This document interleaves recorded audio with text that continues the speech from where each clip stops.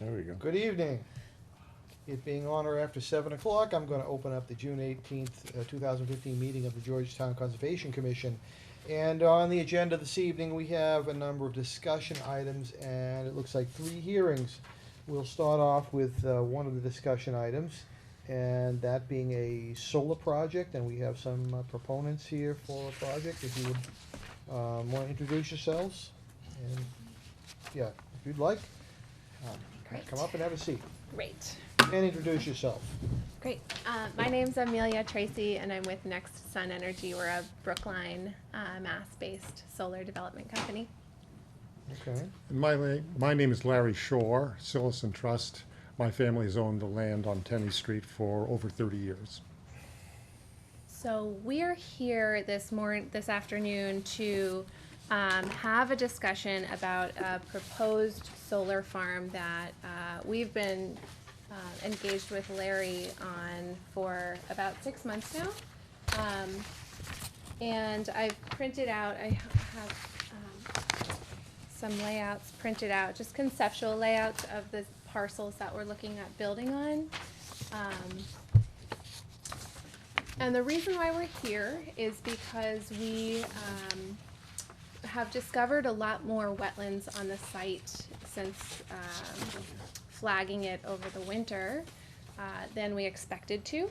So the physical constraints of the project have been shrunk pretty dramatically to a point where if we shrink the project more than it is shrunk right now, it's not going to be a feasible project for us to pursue.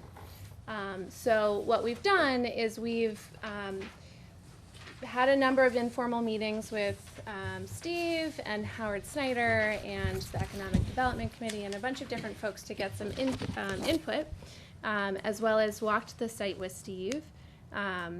And we are fairly comfortable with what we're going to need to ask conservation for to be able to make this project feasible. So what that means is if you're looking at this site plan, we're going to have 2 separate arrays, one on each of the parcels.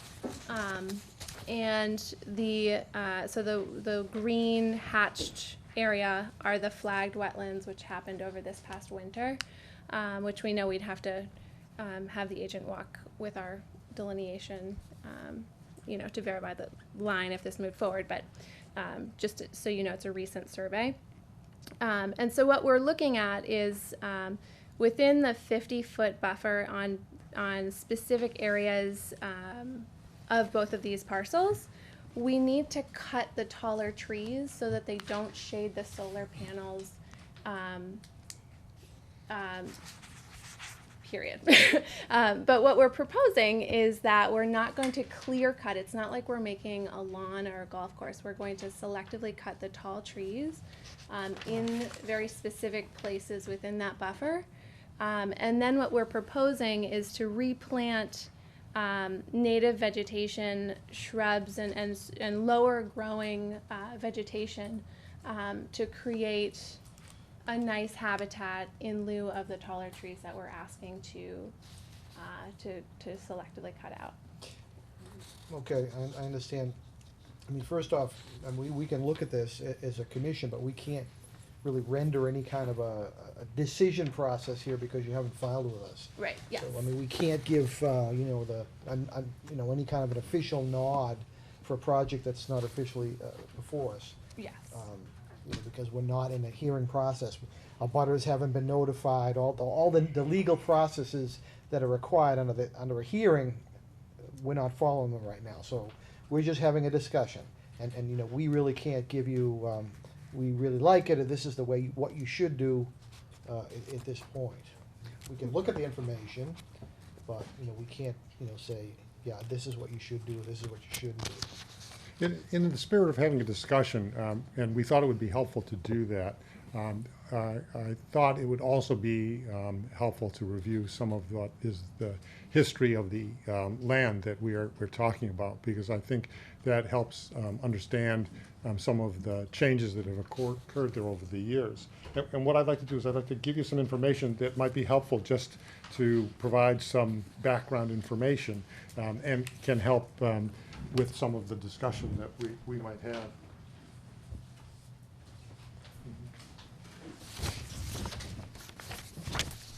As I mentioned, my family has owned this land for over 30 years. It was purchased at a time when the town had designated it already as light industrial. Its use prior to our ownership was as a surface mine, which was at that time owned by Sharon Contracting. Jim Ritchie was the principal of the company. And the land was mined to provide the fill, which allowed for the Route 95 expansion in approximately the early 70s. At the time that we purchased the land, it was prepped essentially for industrial development consistent with its zoning. And for various reasons, our family had not pursued development early on. During that time between when we had purchased the land and now, that area, which was a former gravel pit, has since seen considerable changes and growth. And what we've recognized now, as Amelia has described, is a preponderance of land now occupied by wetlands. And so we're now in a situation where, as we're interested in seeing this land put to use, which would benefit Sillis and Trust, obviously, but also benefit the town of Georgetown with increased tax revenue, we find that we have very limited options because of the amount of wetlands. Unfortunately, wetlands doesn't follow a regular path. It goes its own way. And so what we have is really an irregular shaped lot with respect to how we might use. And so solar is something that we consider to be very attractive because of its flexibility with respect to the placement of the panels. And that's how we've gotten to where we are today, and so are certainly interested in a conversation with you as to what you see as things that we need to consider as we look for Well, a I mean, project going forward. if you're outside of our jurisdiction, you don't even have to be here, of course. I mean, you know, again, we promulgate regulations based on our bylaw, so it gives people a definitive do not cross line or you know, where you should work. In some cases, you know, obviously we do allow waivers, but you know, there needs to be good reasons for that to occur. And you know, even with that, there is potential impacts and damage. Understood. So the reason why we're having an informal discussion about this instead of making a formal filing is that I'm not in a position to initiate the engineering without an indication from the board or the commission about how, you know, get a temperature reading of some sort, because it's just, you know, it's kind of a chicken before the egg thing. And I do it in almost every town that I permit projects in. You know, and you know, also have a conversation about the reality that Georgetown doesn't have any large-scale solar projects yet. And my company has the only contract that the utility, the Georgetown Municipal Utility, will have for solar projects in town. So we've done an exhaustive search in Georgetown for land that we can develop on. And this site is the best site that we've found, unfortunately, for the fact that we have to ask for these waivers. But you know, this is an environmental project from the standpoint that it's a solar project in a municipal utility, so the direct benefit to the town is more so than it would be if it were in National Grid or NSTARS territory.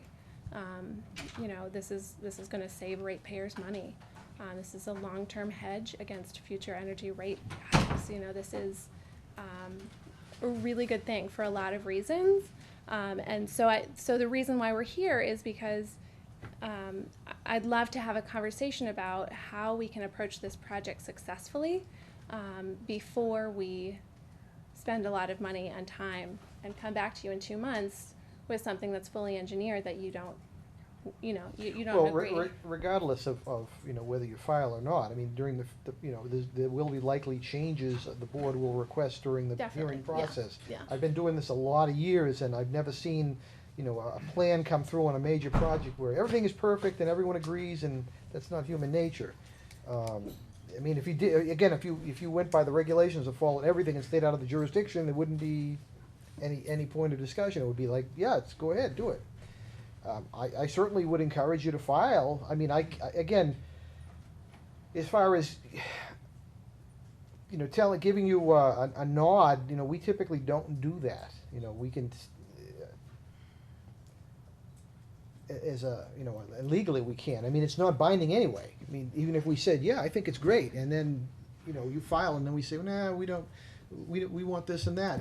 It's not legally binding because it's not a hearing, it's not the process, what we're doing right now. I mean, you do have, what you're doing, even though you're not, the solar project isn't in the resource area, you are impacting it. I mean, you're actually changing it by cutting the overstory on that, which will change the wetland. Certainly. I mean, you allow more sun. Yeah. I actually have no knowledge of any kind of process that's involved in installing. So I have absolutely no clue how much disruption, apart from the cutting, no idea how much disruption there would be in actually installing the solar facility. So I mean, gosh, I I'd be would happy have to. absolutely no clue and would be able to offer no advice or thought, Okay. Well, I'd be happy to because give an it's just overview. a map.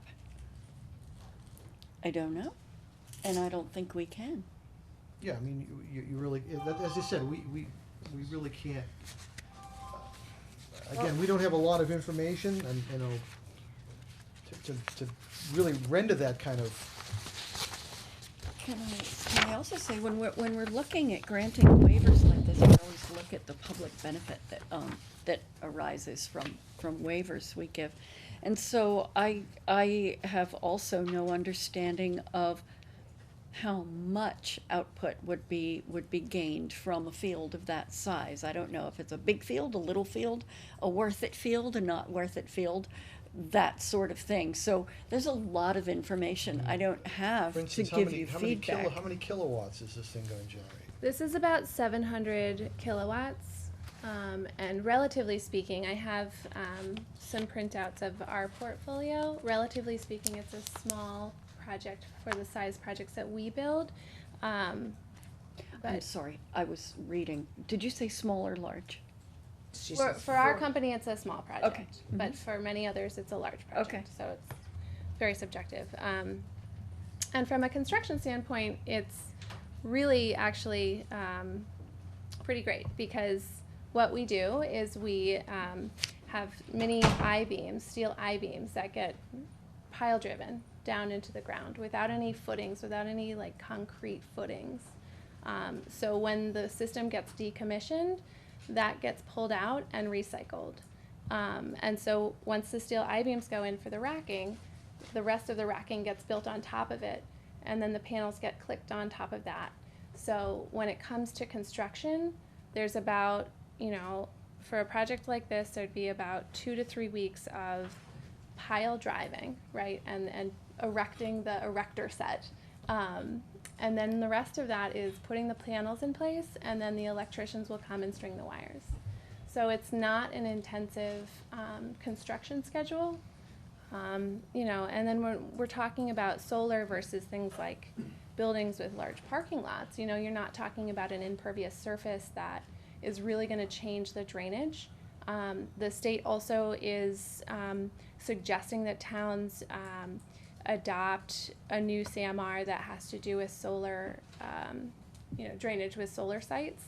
And so what we're doing, it's like the Rolls Royce of drainage for solar sites. So usually what we spec in is at the drip edge of all of the arrays, at the bottom edge, we do a trench with a stone line trench, which basically helps direct the kind of sheer water coming off of the panels down into the ground So it doesn't sheet flow. Yeah, and so the state has actually just published some of those guidelines that we are initiating into our projects before it's become law, just because we think it's good practice.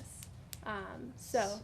So, what you're saying is, if I understand right, that under each panel, you're gonna be putting a stone A trench. gravel trench, and how are you gonna create the trench? And my other question is, what kind of machinery is involved in driving the piles?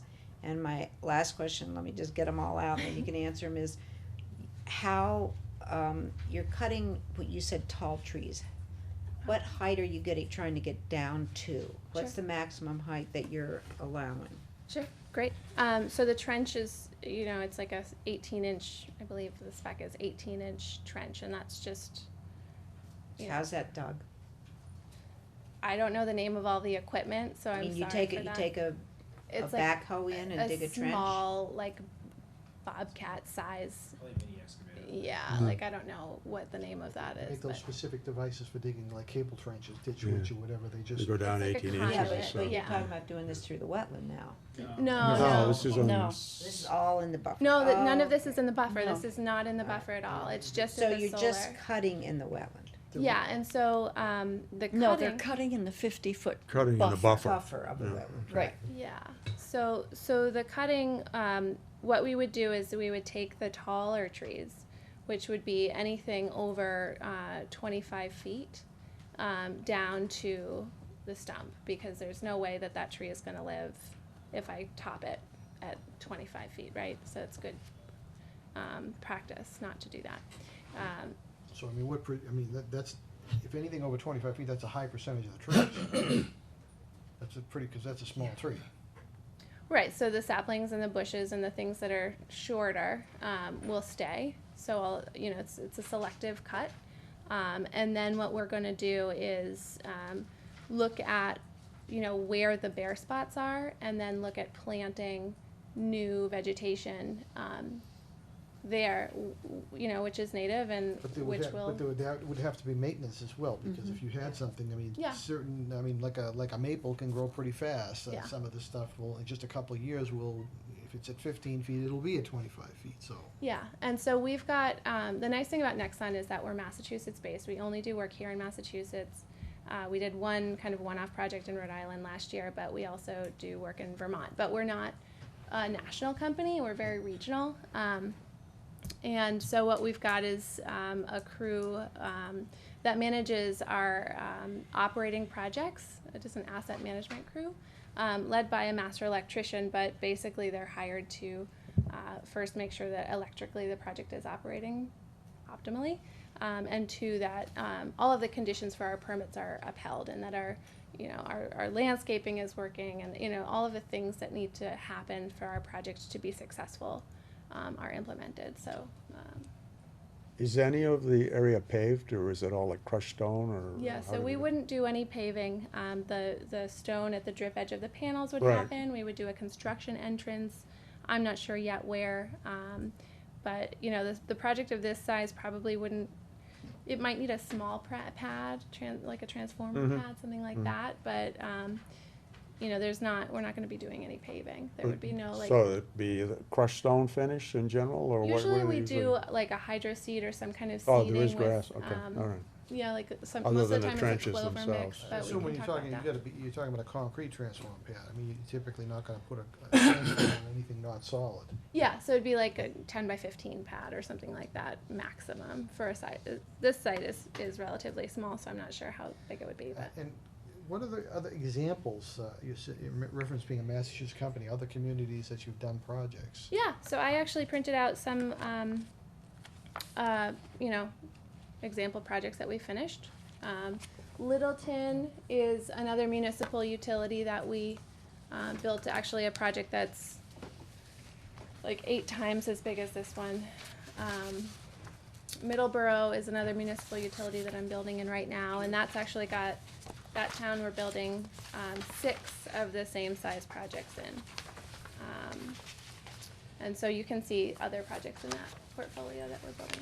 Yeah. So on this project, the intent is to sell electricity back to Georgetown? Yeah. Is that Is there a contract in place Yep. already? Yep, it Oh. has been for over a year. And we've just been looking for sites, Oh, okay. so, yeah. And may I ask, the separation between the two,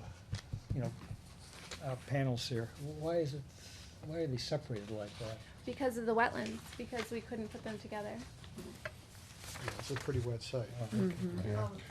Is there a connection that has to connect the two areas? We would probably take the connection down Tenney Street with overhead poles and then connect them together at one point, I don't know where yet, to go back into the grid electrically.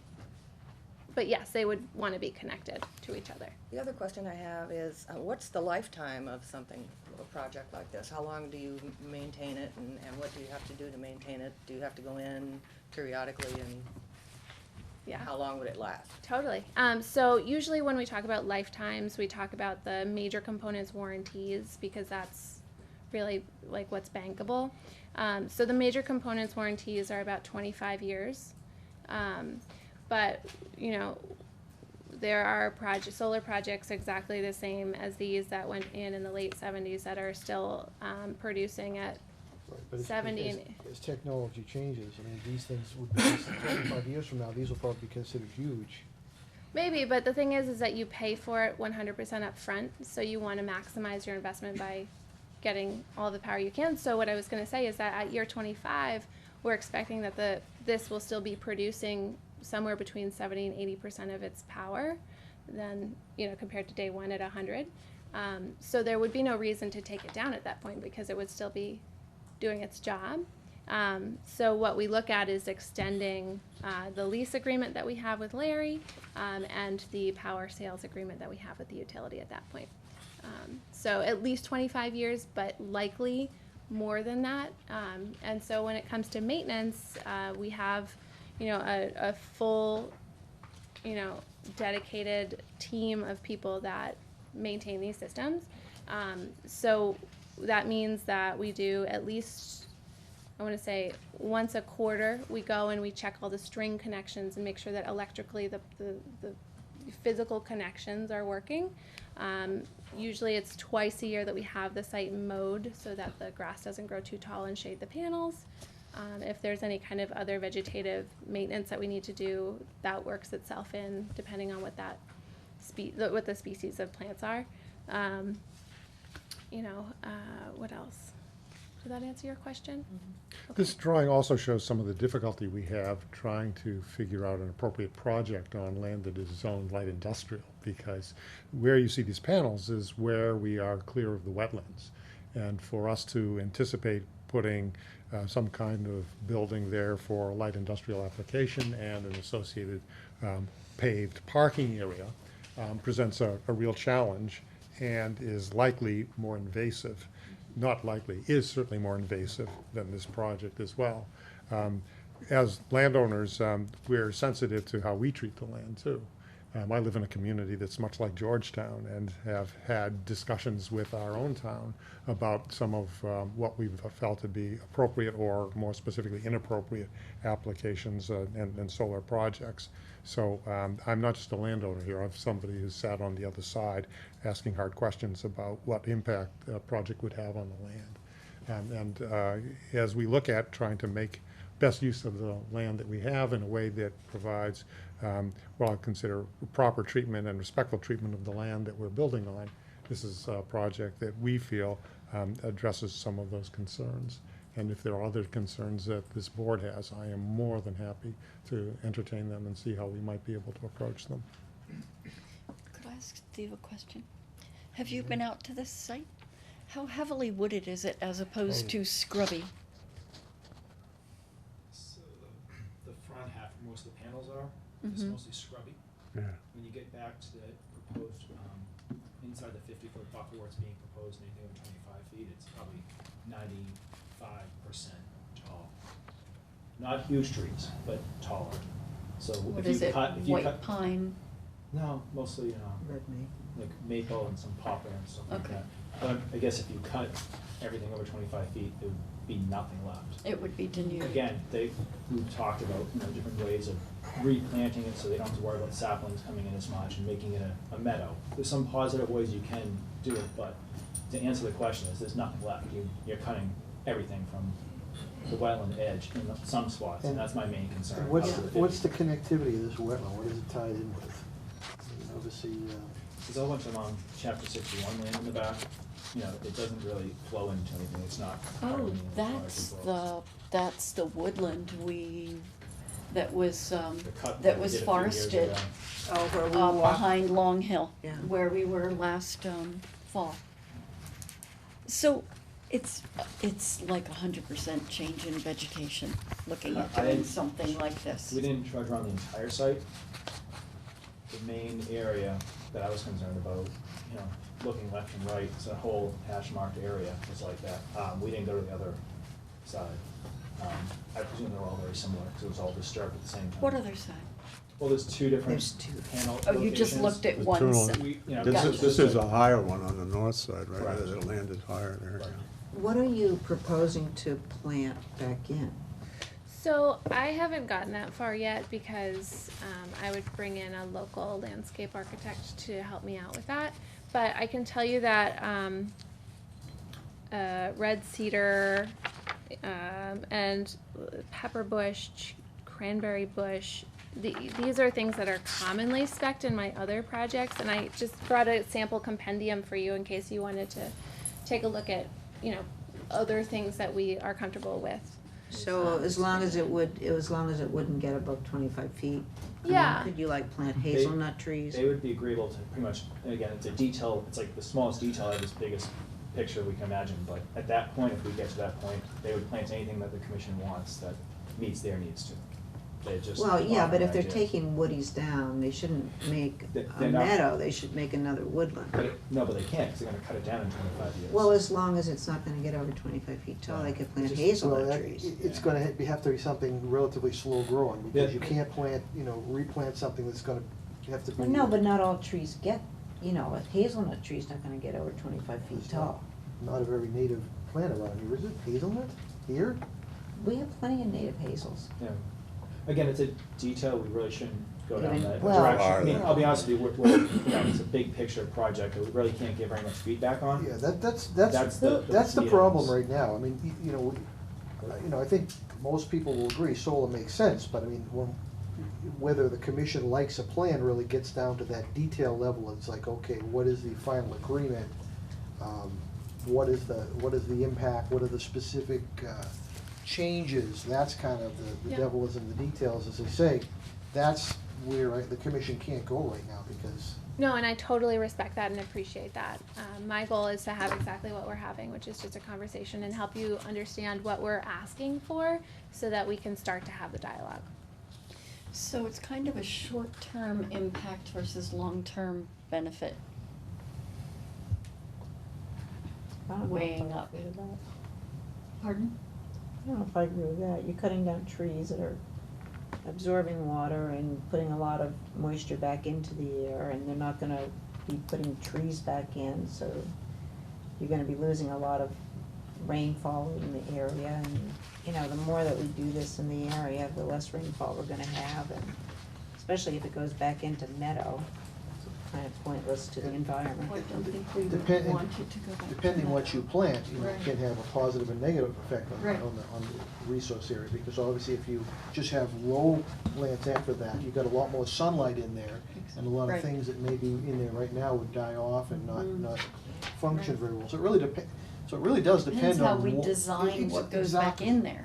So it's very dependent on. Exactly.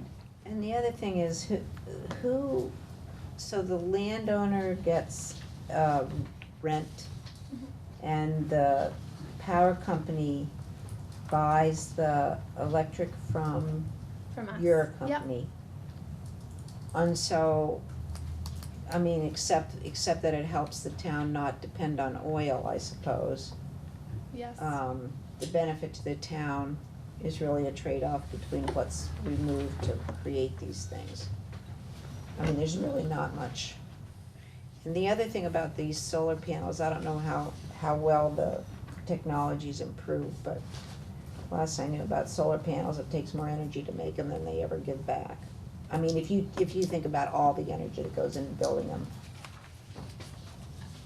I can't speak to that because I don't have that answer. So the benefit to the town is new tax revenue that gives money to the town for general fund or whatever that doesn't pull on the school fund or any other budget, right? So this is not a new building that will require new utilities or any new municipal services. That's a big one, right? The second one is a very stable and consistent rate that the utility can hedge against future rate prices, right? So Georgetown isn't a very big town.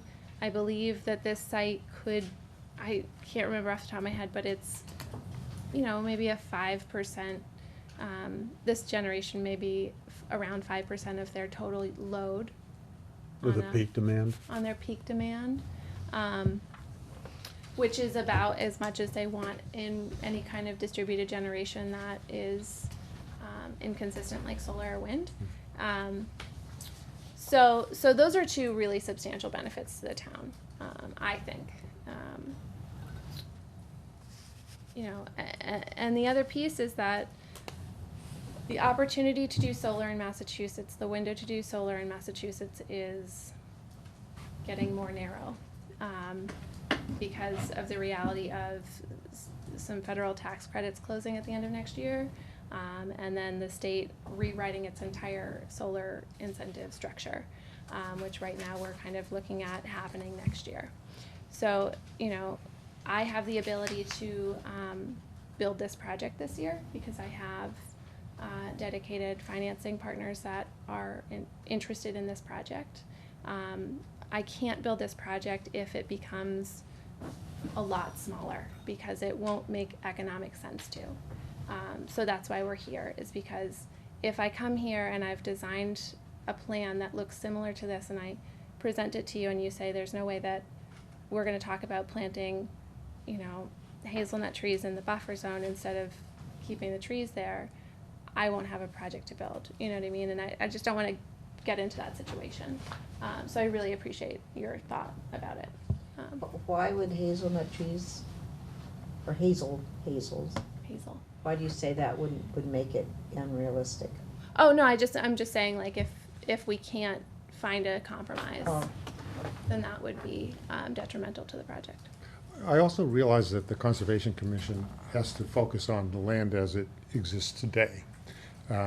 It's interesting to look at how that land has existed for quite some number of years, because it was farmland owned by the Mooney family through much of the 20th century. And then it became a gravel pit where the material was mined to expand Route 95. And then it lay fallow to get to the point where it is now. So it has actually been reincarnated a number of times and had a number of different types of vegetative growth on it. And we're trying to be very respectful by whatever we do, putting in place plantings that are consistent with the Conservation Commission's wishes to keep it as a appropriate setting for what would be local vegetative growth.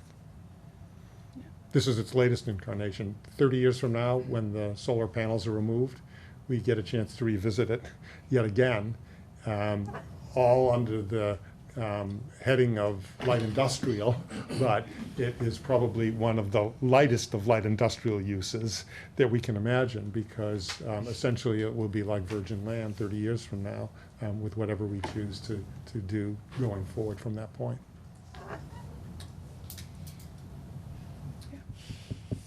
Well, given the fact that wetlands change, it may be a field or it may be a complete wetland. Oh my gosh. 25 years from now, wetlands change very dramatically. So Well, we can consider the we have no solar, idea at that point. you know, the solar panels, we could just put some planks on and call it a dock, right? One never knows. Exactly. Yeah. Can we, so how would you like to leave here? What do you, because I still have questions and I don't know Well, what they again, want.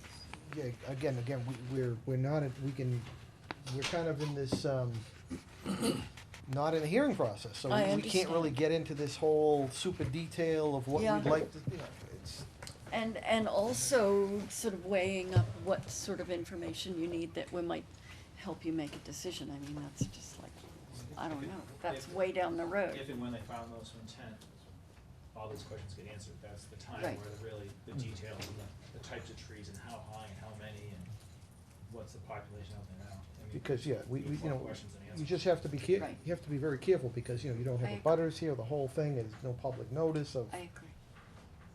so you know, no one else can ask any questions. It's just, our hands are in a sense a little bit tied. I mean, the information is interesting, and there's some good discussion and dialogue, but we just can't say, I you know. know, other than the fact that I think most people will agree that probably solar is a positive thing, Mhm. but, you know, the details of that, that Installation. installation of the cutting is a little tougher, because we don't have all the facts at this point. Right.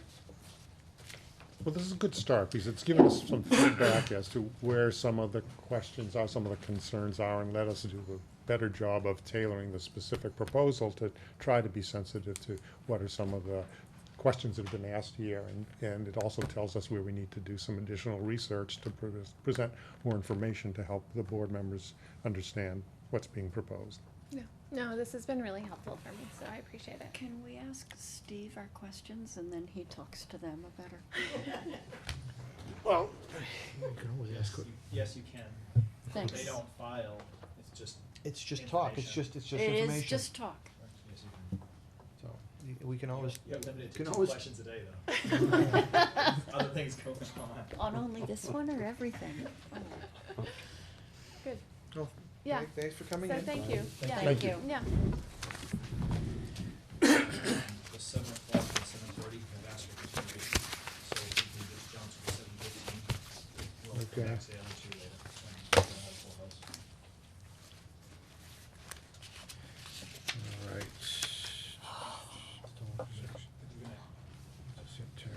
It being on or after 7:15, I'm going to reopen the notice of intent for 64 through 74 East Main Street, GCC 2015-03. Install structures associated with a voluntary upgrade of a sanitary disposal system and to conduct grading within 100 feet of a BVW and 200 feet of riverfront area. If I could have the applicant, and if you could identify yourself for the record, please. Thank you, Mr. Chairman. For the record, Chris Sparagus, from the Engineering and Survey Office of Williams and Sparagus in Middleton. And we are here representing the owner of the property at Georgetown Plaza, Meester Realty Trust. And the purpose of our filing was to upgrade the existing septic system on the property, and we had a couple of discussions. And then we've had a long wait, and just to refresh your memory, the reason why we had sort of ended our discussions and we were awaiting comments from DEP, and there were no comments from DEP, which is a good thing. And we were also awaiting an approval from the Board of Health, which that was the last item that we were waiting for, and it just came through from Deb on the 9th. She sent an email along approving the septic system design as submitted, and I passed that along to Steve, and we thought it would be we'd be in good shape tonight to come and see the commission, hopefully close and issue an order for us. That's our hope tonight.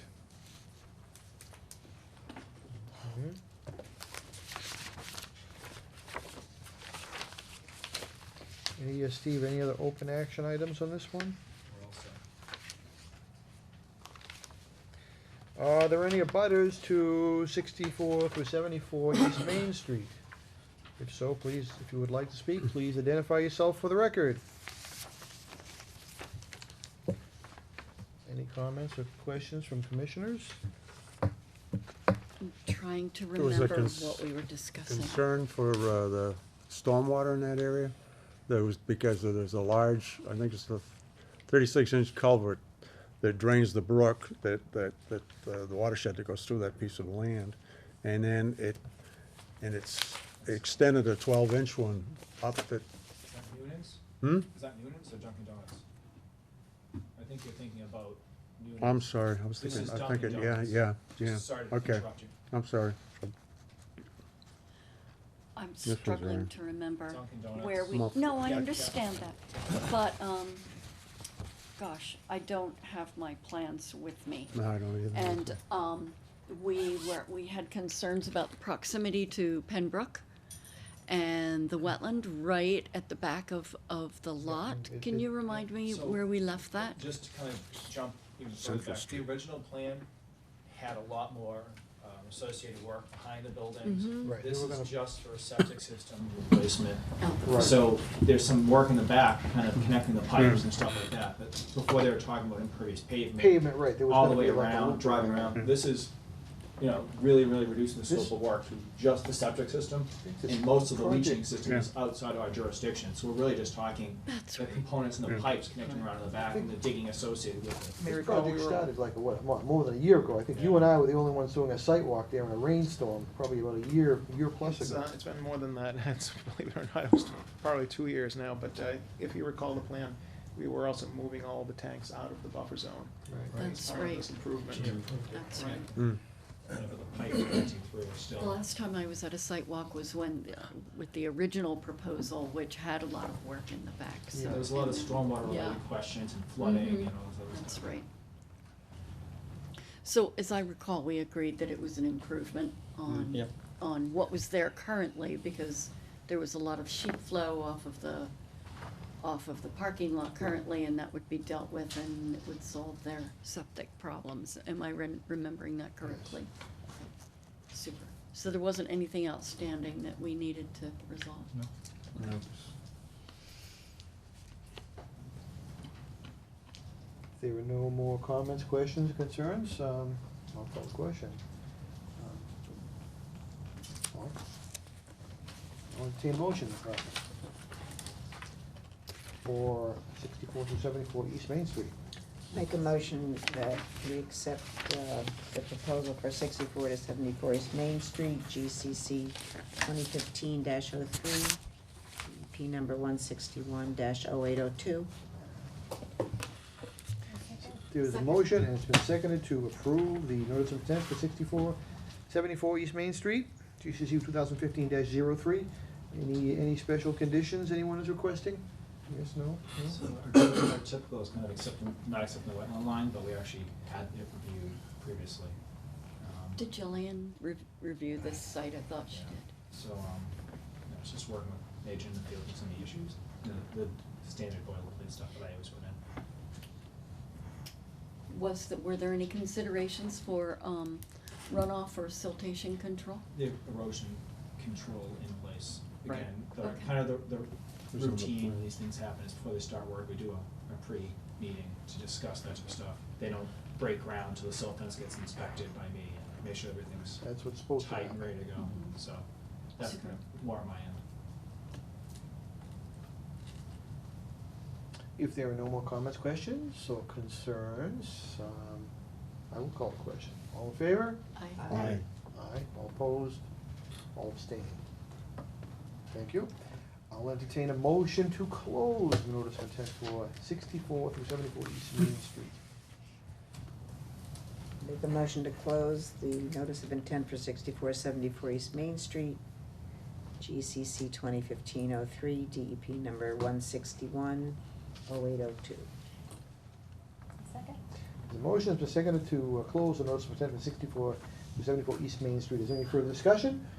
All in favor? Aye. All opposed, all abstaining. Thank you. Okay, thank you very much. Thanks. Okay, You'll hear from us next week.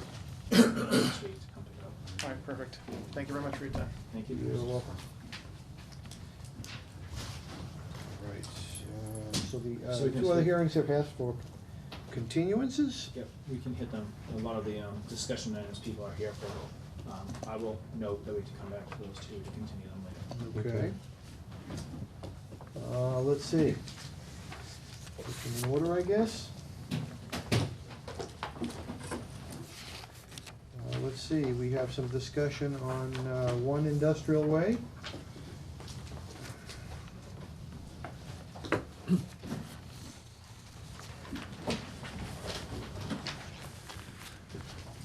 Evening, Mr. Chairman, Richard Nyland on behalf of the applicant. Thank you.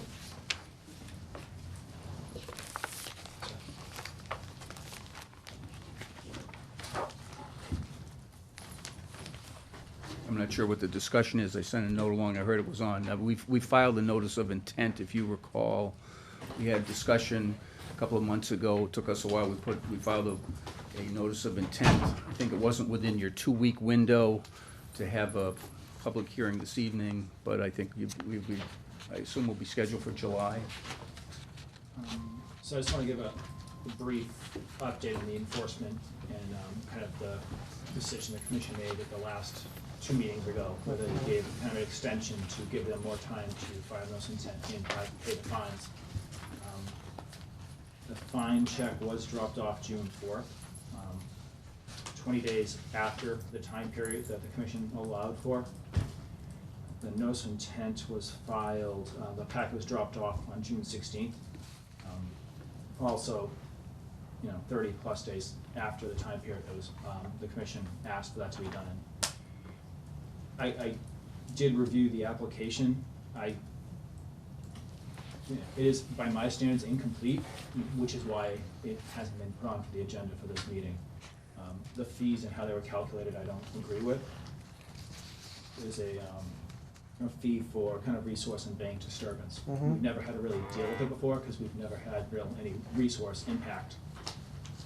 And that is a fee that is in the regulation fee schedule. I did mention it to them beforehand, the engineer, and I think I believe that they didn't need to pay it. Again, the application is incomplete. If there was no request for waiving that fee, it just was not brought up. So at this point, they're not in compliance with the previous decision the commission made. I think the commission did not modify the enforcement order to capture that. I don't think that matters, in my opinion, but obviously an argument can be made for that. But I think it just shows additional kind of lack of compliance with kind of working for an end goal. The notice of intent is, the plan is also a little different than what we had previously talked about. In some ways better, in some ways I don't think as good, but the original kind of head nod was, we'd work with this if this came forward as notice of intent. Well, what came forward as notice of intent, in my opinion, is not what we had agreed to. Again, in some ways it's better, but in some ways I think it's also worse. But at this point, it's kind of a detail. I think the more the issue is kind of the lack of compliance and kind of having the commission kind of, I presume they're asking for a waiver to that fee because they didn't even mention it, The commission believes that should be paid as part of the fee schedule, as it should be. I mean, you're pretty much being asked for a waiver, I presume, without them actually saying it out loud. Hopefully the applicant can address that. So again, the others are 20 and 30 days late, and the one that is 32 days late is incomplete as far as I see it. So can I just address that? In terms of the fine, the check that was paid, I understood we were gonna pay it when we filed the notice of intent, so that's why it was paid at that time, right around the time the notice of intent was filed. June 4th was when the check was sent.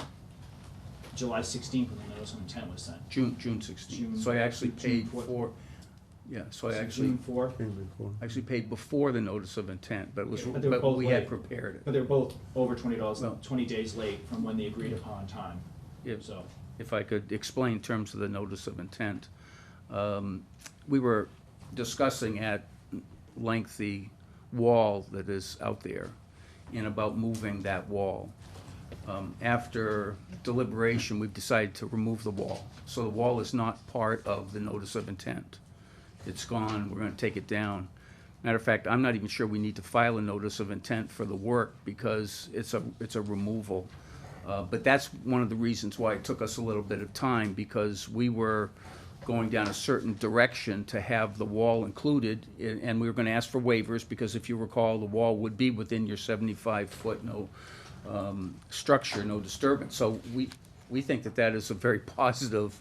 I'm disturbed to hear the description that it may not be a good plan, but we're getting rid of the wall. We're gonna put silt fence and erosion at 50 foot, so that we're not gonna have disturbance beyond 50 foot. We're gonna keep a 50-foot area.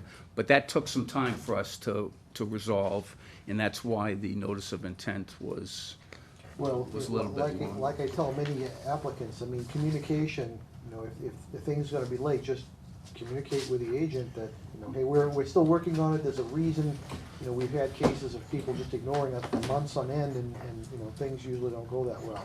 I don't have my emails with me, but I know that there were discussions, and I know that Paul Marchionda notified the commission's agent that it wasn't gonna be coming in for a certain period of time. So I know that there were emails back and forth. I didn't participate in those were technical discussions. In terms of the fee, we paid an enormous fine for alteration of resource area. What we're doing in this notice of intent is restoration. We're not disturbing the resource area, we're restoring it. So I don't know. How did it get disturbed in the first place? But we paid a penalty for that. You fined us for that. Yes. So you don't fine us and then charge a second time for a disturbance, because we're actually not disturbing the bank. The resource areas had already been disturbed. We're fixing it up. So as I read the language, it doesn't apply to this filing for restoration. Now, you don't happen to have a specific fee schedule for restoration, but I think that's something that you would encourage, so I don't know how you. It's restoration because it was disturbed illegally. That's kind of. Okay, but you fined us for that. We had to pay a penalty But because we didn't. That fee wasn't, right, but that fee could be looked at, it's completely separate from the filing fee. It doesn't necessarily exempt you from filing fees because there was a fine. Well, again, I don't know how one can consider that to be a disturbance if it's restoration, and if we need to apply for a waiver, then we will apply for a waiver in advance of the Well, meeting. just from a general concept, there is still, if we're restoring this, obviously, you have to be in there with equipment to take blocks out. There's potential for damage, in a restoration process too. That's in a buffer zone. That's not, this is for wetland resource. I read the fees, and correct me if I'm wrong, those fees you're talking about are for specific work in resource areas, not in the buffer zone, correct? There are also buffer fees. But the one you were talking about was Correct. you wrote. Yep. So- And there's also other fees associated with the buffers. So, in terms of disturbance, so we're gonna be removing material, so I would say in the buffer zone that there is no disturbance of the area when I'm removing the blocks. I'm not disturbing the ground, I'm removing it, so, if it's necessary, I will clearly apply for a waiver. I don't think it's necessary. I think your language and your fees is very clear, so. But I'll apply for that before the next hearing. I'm disappointed to hear that we were incomplete. I'm not sure if it's because of the fee or if there's other information that's not There's a couple of other submitted, typos. but I think I'll just have Paul Marchionda contact Steve That and we would can be work the- that out. That would be That should be probably the sim- most expeditious thing to do. That should be simple. I'm hoping that's simple. Anything else we need to review? So hopefully you can get that cleared up with, in not too long, and we'll have a complete filing and we can schedule a hearing. Yeah, I'll have Paul call either tomorrow or Monday, whatever his schedule is, so that we can get those resolved, so we can get on. You have a hearing in July. I'd like to be able to get going on that if that's July possible. 16th. Yeah. But again, communication is key. If there's any question about what you should or shouldn't do, don't just make an assumption, send an email, text, whatever works. I saw copies of emails between the two, so I I'm not didn't. disputing that. I'm just saying that if they're not enough, if you're not getting a response or whatever, just make sure the communication is open. Fair enough. Thank you. Thank you very much. Yeah.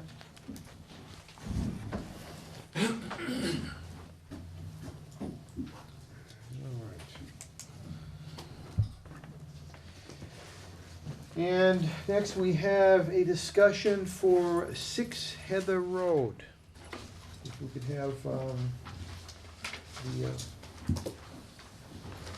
the applicants involved in that project.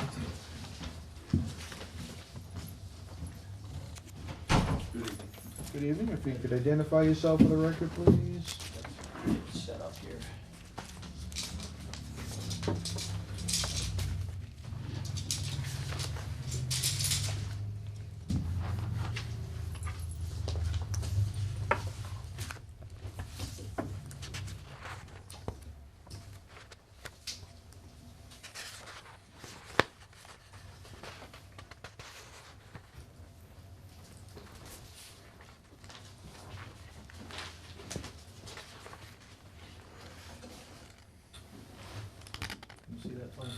Absolutely. Good evening. My name is Bill Manuel, I'm Wetlands and Land Management in Danvers, Mass. And I'm representing the Giswaldis and their response to an enforcement order that they received.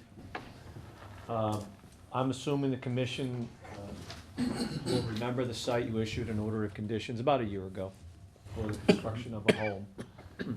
And let's see, I don't have the DEP number offhand, but I'm sure you have that. And the most recent enforcement order involved some cutting in the no disturb zone, installation of some stone steps that went down over the banking. And then there was a dock, I don't have the dock sketched on here, a float, I should say, a float was installed in the pond. And it was discovered, the enforcement order directed the Giswaldis to do certain action right away, and that was to install a secondary line of erosion control to beef up what was there. This line of erosion control has been in, I assume, since construction, and it was damaged. I also assume during the construction of the cutting and during the construction of that stairway there. Huh?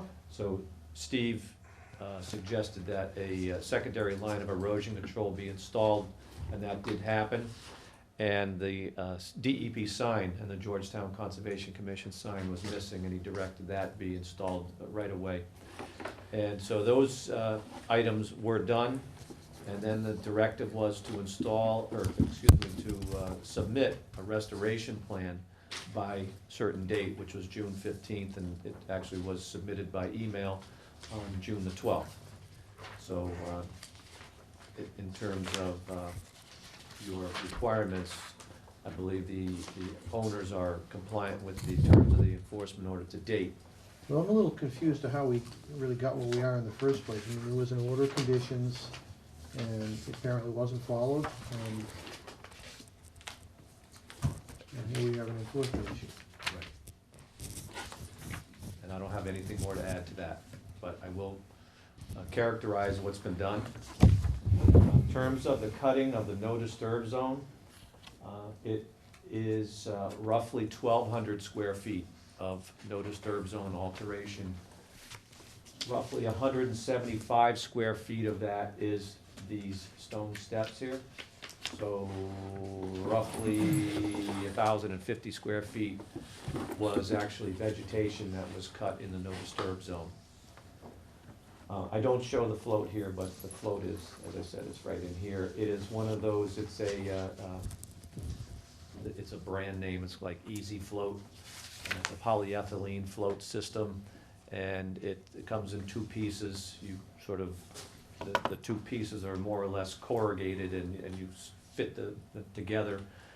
It was apparently floated across the pond from the launch on the other side, and it's anchored by 4 posts that are sort of set down into the substrate of the pond. Well, if that sounds like a permanent structure, which needs a Chapter 91 permit from the state. That's correct. Have they applied for that? I'd like to discuss that, once we go through the restoration process and tell you, what my plan is, and hopefully the commission will agree. And The short answer is no, none has been applied for at this time. That would have been the simplest answer. Yep. no, they haven't applied for that. We would need an order of conditions first. In terms of the lost vegetation, it's about, as I said, about 1,050 square feet. I've come up with a restoration plan that involves restoring the vegetation in this area. I would like to, the Giswaldis would like to keep that float, and therefore they would like to apply for a notice of intent after the fact. And if they are going to, presumably the commission will permit that, because they do have a right, it's a great pond, and they do have a right to have a float on the pond. And presumably the commission would allow some sort of access to it, and that's certainly up for discussion. Presently, the access that was created was some stone steps. They have, you know, sort of landscape flat stone that was brought to the site. And the sort of the shape of the stairs was hand dug with a shovel. And then the stones are dry set into the slope, creating a nice step down to the pond. The work was done.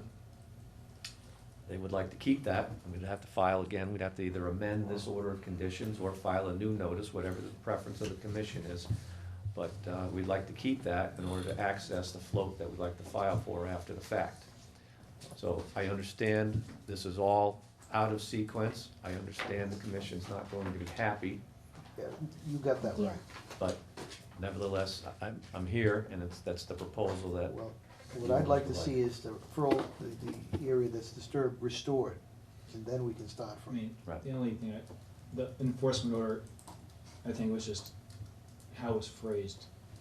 The enforcement order, this does not comply with the enforcement order. The enforcement order is to restore all areas, not just the areas that you want to restore. So I just have, that one, disagree, Okay, that yep. all of this has in compliance. When I was sent a picture of the DEP sign and kind of showing compliance, there's a big pile of dirt behind it that they're just about to spread. You know, kind of every step of the way, right from the beginning, there hasn't been compliance, so I just wanna make sure they're clear. Well, that's as I said, clear. I'd like to have a discussion of how we got to where we are. I mean, there seems to be intent here. And I don't have any answers for you. There's an order of conditions. There was some additional cutting. There's steps installed, and there's an enforcement order. There was a lot of vegetation cleared, a lot of roots and stumps removed to the point where there was actually, I found depressions. So they cut a tree down, smaller tree, dug up the root, and then covered it with fresh leaves. So the area in the pictures looks kind of leafy and natural, but, you know, a lot of work was done in there, and actually leaves were brought in and, you know, from side areas. A lot of vegetation. The pictures show kind of what the area to the left and right of the stairs look like. You know, there's a lot of vegetation cut out in this area. So I'll send these pictures around. How will that affect the runoff now, having the steps in there This is steep? a nightmare. I mean, Will it be sort of like a river going down there? if you look at the picture, it kind of, it's channelizing all of the water from the house site, all that soil, kind of heading that direction. Well, I'd like to discuss that. Steve, what Steve says is true about the pile of earth. The homeowner and the builder had contractual issues with timeframes, and after the cease and desist order was issued, the contractor did loam and seed the area. Frankly, that was the best thing that could ever happen for the site, because once you get grass cover on there, then it's gonna eliminate a large portion of the runoff that comes down that slope. I guess they didn't think of that before they did that? Honestly, according to the owner, they really separated the two. They didn't think that the work that was allowed under the previous order was subject to the cease and desist. But nevertheless, that was the best thing that could have happened. Presently now, the grass is sprouted, and there is a good cover of lawn, where formerly there was dirt. And prior to being dirt, it was vegetation of some sort. Well, I'm talking about all of this area that was permitted to be Yeah, thanks. disturbed. All of that now has grass cover on it. Now, are these stones, are they just set there, or is there any kind of mortar holding them in They're place? dry set, there's no mortar. Steve, as I recall, there was a fair amount of underbrush clearing rather than actually clearing down to the dirt. There was an underbrush clearing as well, almost like vista clearing. Is that within that red area, or did that go outside of that red area too? That red area is fairly representative of the area that's clear. I mean, on either side of the path, when you look at the pictures, you know, the stair, it went beyond the stairs a bit too, with the clearing. About 5 feet on either side of the stairs, I think is what you said. What I saw was, I did see some depressions where there may have been little, they would have to be something like that size. They weren't large stumps removed. But what I saw was several shrubs cut right to the ground. And I did see a tree perhaps 6 inches in diameter, the stump cut to the ground. It looked like an oak tree because it's already stump sprouting. But for the majority of it, I didn't see that the ground was disturbed. And the things that were cut, if they were deciduous, they were starting to stump sprout already. I also saw the herbaceous cover, and this is as a result of a visit just last week.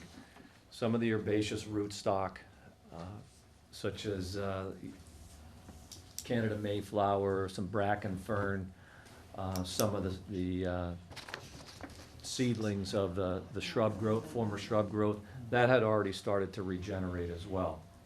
In terms of my restoration plan, typically what I do in these situations is you look left, you look right, what's growing there, what seems to be happy. And there's, on the upper slope, there is, you know, it's a mix of pine and oak and maple.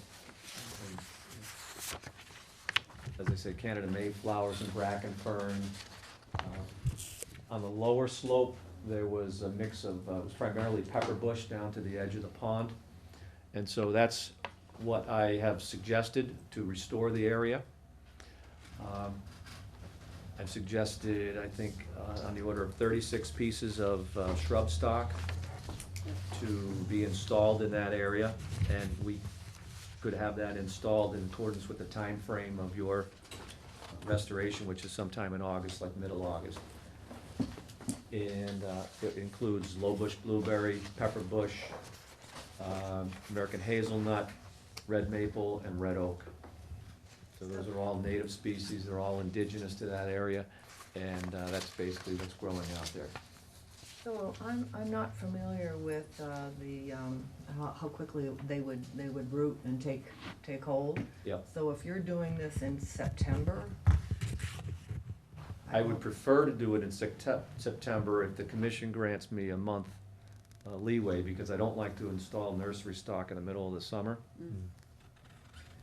But, your question? so I was just wondering if it's gonna take before it gets too cold. Yes.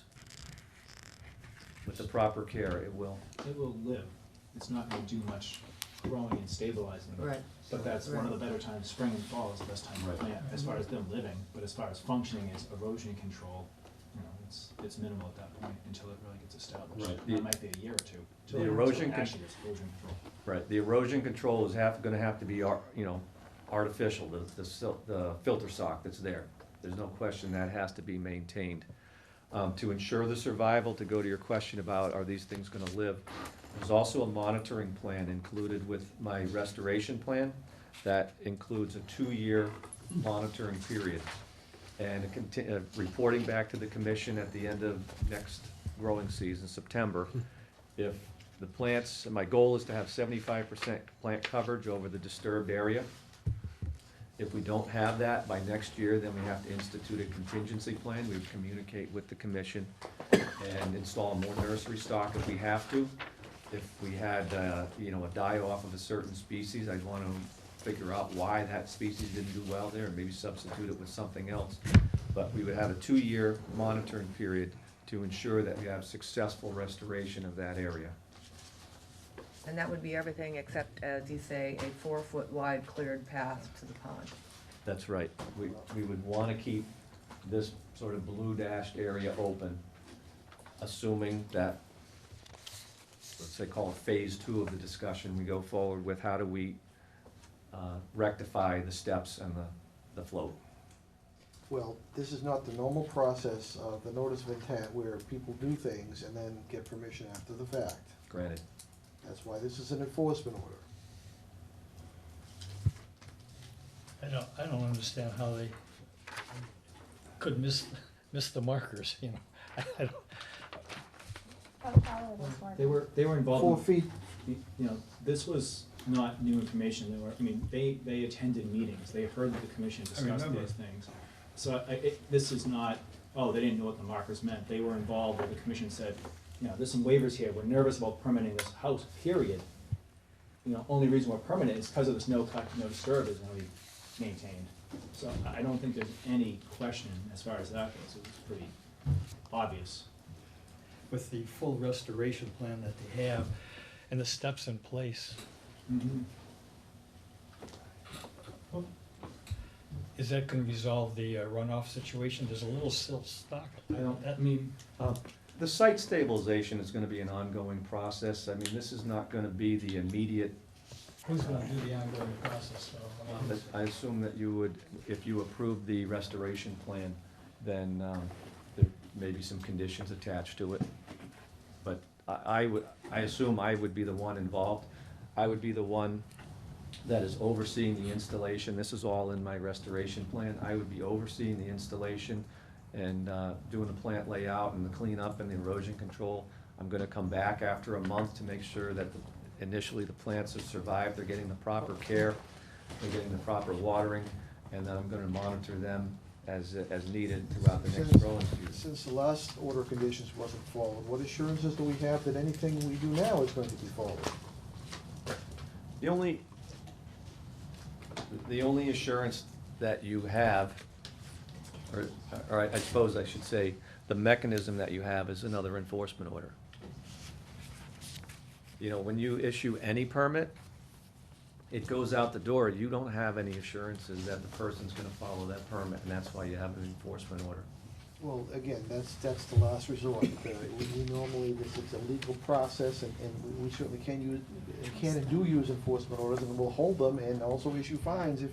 If you just was privy to the previous discussion, we do issue fines for flagrant violations. All I can say is I was not involved in the initial permitting. I'm brought in for this restoration aspect of it. It's a different person that's overseeing the project. I'm not casting any aspersions on anybody else, but I'm here, I'm hearing what you're saying, and I'm gonna try to make it right for you. I understand the steps, and if I owned the property, I guess I'd like to have that kind of thing too. But I don't think it was the right thing to do, and I think if someone came to me and said, you put these in illegally, I'd say, whoops, and I'd take them out. Go back to square one I and then would. start from there. Because, I'm sorry, I messed up and I'm gonna make it right. I mean, it's kind of the old I'm not saying, doing it's that. easy to be given, Ask for after forgiveness. forgiveness versus getting permission. This seems to be clearly that case. Well, Steve and I did have a discussion. We had a meeting before I put the restoration plan together, and we did kind of talk about options for that. Once it's done, it certainly can be taken out and try to restore the slope and start from square one. My position on that is that it's a great pond, Rock Pond's a great pond, and the public has a right to put a float there with the proper permit. With the proper permitting. In fact, there are no other, I don't believe there are no other chapter 91 permits on that. Then they should all be section 10As then. That's correct. Right. So with the proper permitting, you can either do a 10A or a 91. But either way, the public has a right to access that pond with a float. So I'm assuming that the commission would be able to issue an order of conditions because there's countless other floats on that pond.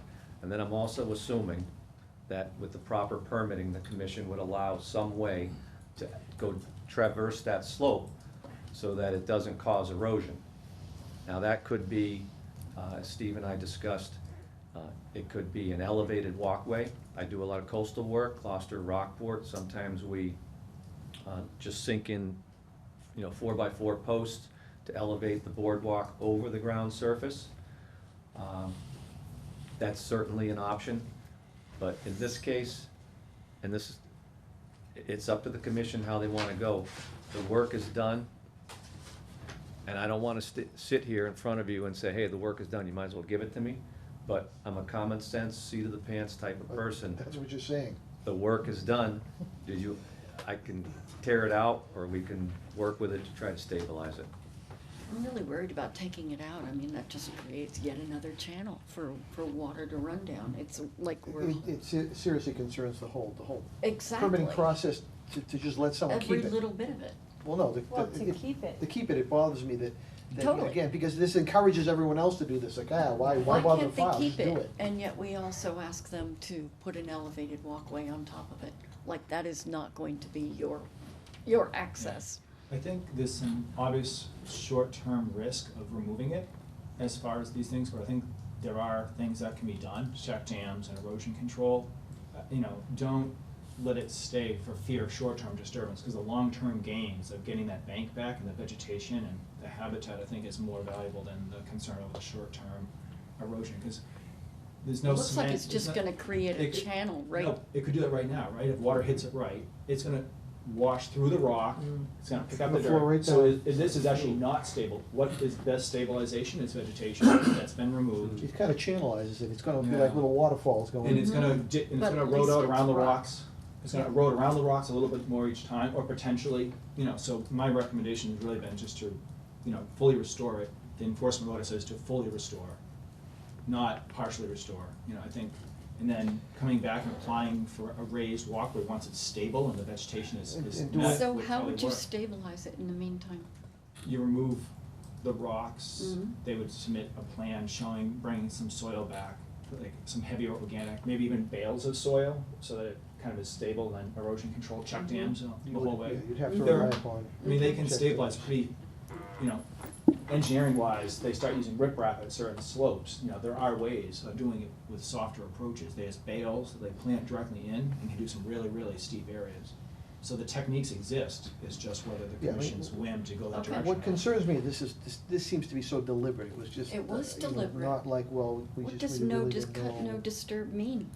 It seems Means to be. no cut and no disturb. Well, the intent is to certainly restore that area that was cut. And as I said, find a way to get back into I mean, compliance. That's the right approach, and I agree, the homeowners do have a right to access the water, and there's probably ways, certainly to do that, and to get the access to a dock and a boat, Walking et cetera. through the woods. But there's a process to do it, like everyone else needs to follow. No argument. And so at this point, I haven't added up all the fines, because in my opinion, again, it's up to the commission to decide all this stuff, I'm just throwing out there what exists. The erosion control and the lack of DEP sign, it's a little over $2,000 in fines just for those. I'll be honest, the soil being put down and the restoration plan not being what was requested are additional finable actions if the commission chooses to go that direction. Where was that soil going? It's just top dressing the whole property to seed it. It was Oh, I see, it was part of the original order, that's what Correct. you were saying, that Correct, they didn't right. realize But- that cease and desist meant nothing. But it says all, season says all activity on property. Right. So again, misunderstanding keeps happening. Yeah. They heard no cut, no disturb, and these mistakes keep happening. Right. The DEP sign seems a no-brainer, that the DEP Right. sign is a no. Well, I would support taking it right back to the way it was in the beginning, pay the fines, and then file for it all later. Well, I would certainly have issue with the calculation of the fine, because by what I see, the applicant was compliant with the terms of the enforcement order. The enforcement order is very clear about what had to get done, and if it didn't get done, then the fines would kick in. Now, I didn't tell you whether, how I calculated them. How can you disagree with the calculation? I didn't tell you how I calculated them. well, I don't believe there's any fines due, because everything was compliant with the timeframes. The You erosion know, control whether- was supposed to be down immediately for fear of a storm blowing in. It took 5 or 6 days for the erosion control to get down. It took a week to get the DEP signed. That's not compliance. There was a time frame of 5 days from the receipt of the letter to install the erosion control and put the sign up. And I believe the owner was compliant with that time frame. That's in the enforcement order. Is that the erosion control in the picture? No, that No, wasn't up. there's additional erosion So control. there's Okay. a couple layers put up there. Now, with That looks respect pretty to- wimpy compared to what It's might be still, washing down that way. it's still, the stuff they use is still fairly wimpy, but, there hasn't been a problem with erosion. Okay. I mean, it's a violation of the enforcement, the order of conditions, one way or another. Right. again, we can talk about the little details of this one. You know, it's $300 per day for what they did. You can add up all the other associated things, there's $300 per day for what they actually did, disturbing the soil. Is that what you had in the EO, was 300 per day? That's for- the boilerplate, Yeah, where the EO's written. yeah, that's, And again, the commission can modify the EO. I mean, I'm more concerned with, again, the having the site restored. Yes, I More than agree. just collecting fines. Yes, My- I agree. My concern is, you know, protection of the environment and the resources and the pond itself. Put it Not- back not and then just- we'll Not talk. just, you know, collecting money. I agree. For the record, I would dispute that there's any fines due at this point, because everything was submitted. Whether you take issue with certain aspects of the restoration plan is another matter, but it was submitted in a timely fashion. Steve, Okay. did you say that the fines were accrued because things were not done in a timely manner? Okay. Well, they That's were done, good. even, whenever. I mean, I'll put all the dates in a document. Again, it says all disturbed area as far as the restoration plan. Again, Just- We you could can always collect- just keep them For the accruing. commission's edification, I mean, the EO can stay open almost in perpetuity, and Mhm. the commission can modify the EO at any point along the way. If we wanna change Steve's EO and add just a blanket $1,000 fine, we can do that any time along the way, or any time along the way, the commission can modify that EO. So what we want now is a motion to modify the EO with instructions for what we want them, how we want them to continue on from here in restoring the area or whatever, right? First, we approve the EO and then modify it. I just have a question concerning the dock. Is there anything like this that has happened before, where a float or a dock has been put in without any permits? People do occasionally put in floats without notifying the proper authorities. But typically, these are temporary floats, these are just floating docks that have no pilings in the ground or anything like that, they're just anchored. Okay. That's the typical in Georgetown. Which is what this is. But you've got pilings in the, No, they're completely removable. They're completely removable. They're, basically by definition, those type have to be like just set on the surface, not in the ground. it's basically, it just makes contact with the ground, so it doesn't move around. This is a You didn't seasonal ex- structure. You did, so it's coming out every fall? It can. It doesn't have to, but the way, the strength of it is that you can leave it in and the ice won't damage it. But Historically can be a speaking, is seasonal there a structure. fine attached for putting it? I think the dock is lesser of an issue. I think the dock without, the floats without a permit is fairly common, I would suggest. Okay. It's the, That's what I it's was the, wondering. the work on the buffer that's more of an environmental concern. What is that float doing? It was more a process. They didn't file appropriate permits. It's There was no layers. damage done, right? Yeah. Where with the other work, it was kind of in direct defiance of open order conditions, pretty much saying, you know, we will do X, and they did Y.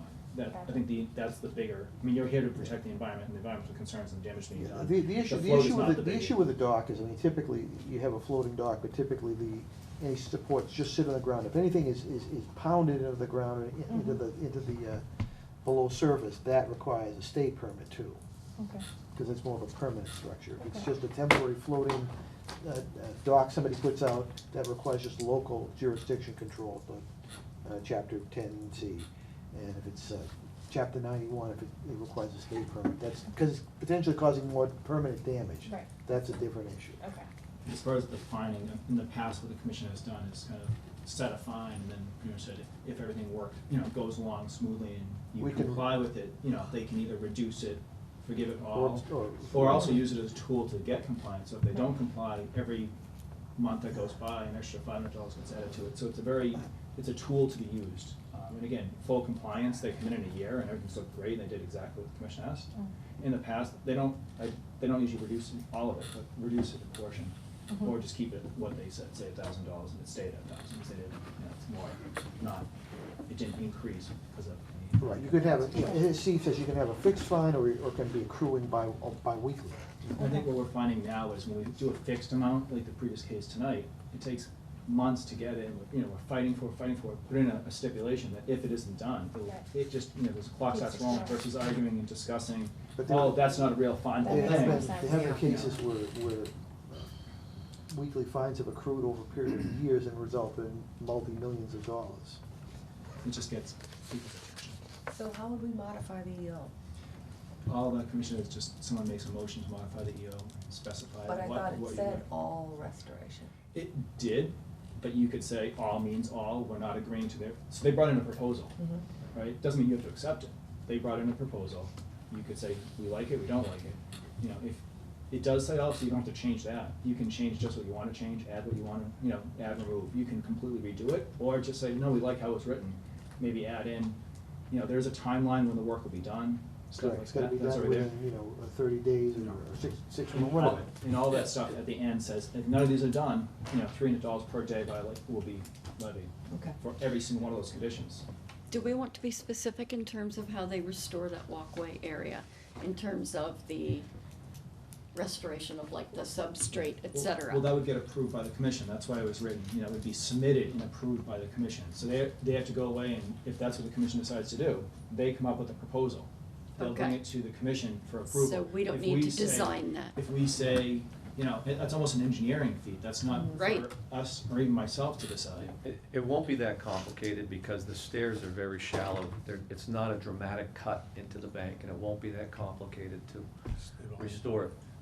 But having said that, you know, I'm sitting here, my goal is to bring the owners into compliance. And so, we talked about the float, you don't seem to have a lot of problem with having that float. Is that something that people come to you and file for an order of conditions for the initial installation, or do they just go to the harbor master and get a 10A permit? They've historically filed. Okay, It's so, they've typically contacted both. okay, so what I'd like to do then is file after the fact to permit the float. And I'd like to get that to you as soon as possible. You can see all the details of that. Mhm. And the part on that one that makes me a little nervous, and maybe they can propose something, is access. Because if you fully restore an area, take the stairs down, restore it, tramping through that spot, it's gonna be hard for that area to stay. So That begs the that- next question. That's, you know, Um, so they have to be tied together. If the next thing is, I well, then we agree. need access, then maybe the float is not put up for a year or two until this gets established, because, you know, it's part of the whole process. But then, again, I'm just going back to, I'm a common sense type of person, and I fully respect the position that you're in, and I don't like being in front of you, having to ask for this, but if we're gonna restore the bank and then come back and do something else to get access presumably in the same place, I just don't see that as a logical progression, respectfully. I mean, it's actually, DEP recommended, I've been to a few workshops where they recommend this tactic. Again, if you're just gonna approve it after the fact, you know, ask for forgiveness with permission, part of this, if you're not gonna part of the sting is The restoration. the restoration and the cost and the potential hassle of losing a dock or a float for a few years. You know, this, again, logically, but I think logic was out the window the second they did this work. If we really wanna talk logic, I think it's, you know. And I think we've had so much trouble around the ponds too. Historically, we've had people doing things around the ponds, and that were not at all acceptable, and we can't just be wishy-washy with it. No, I agree. I mean, there's potential damage, obviously you've got, there are requirements that you're supposed to, when you're doing disturbances, and, cutting things, notify abutters across the pond. Right. So everyone has, a say in what's going on, at least they know what's going on. Mhm.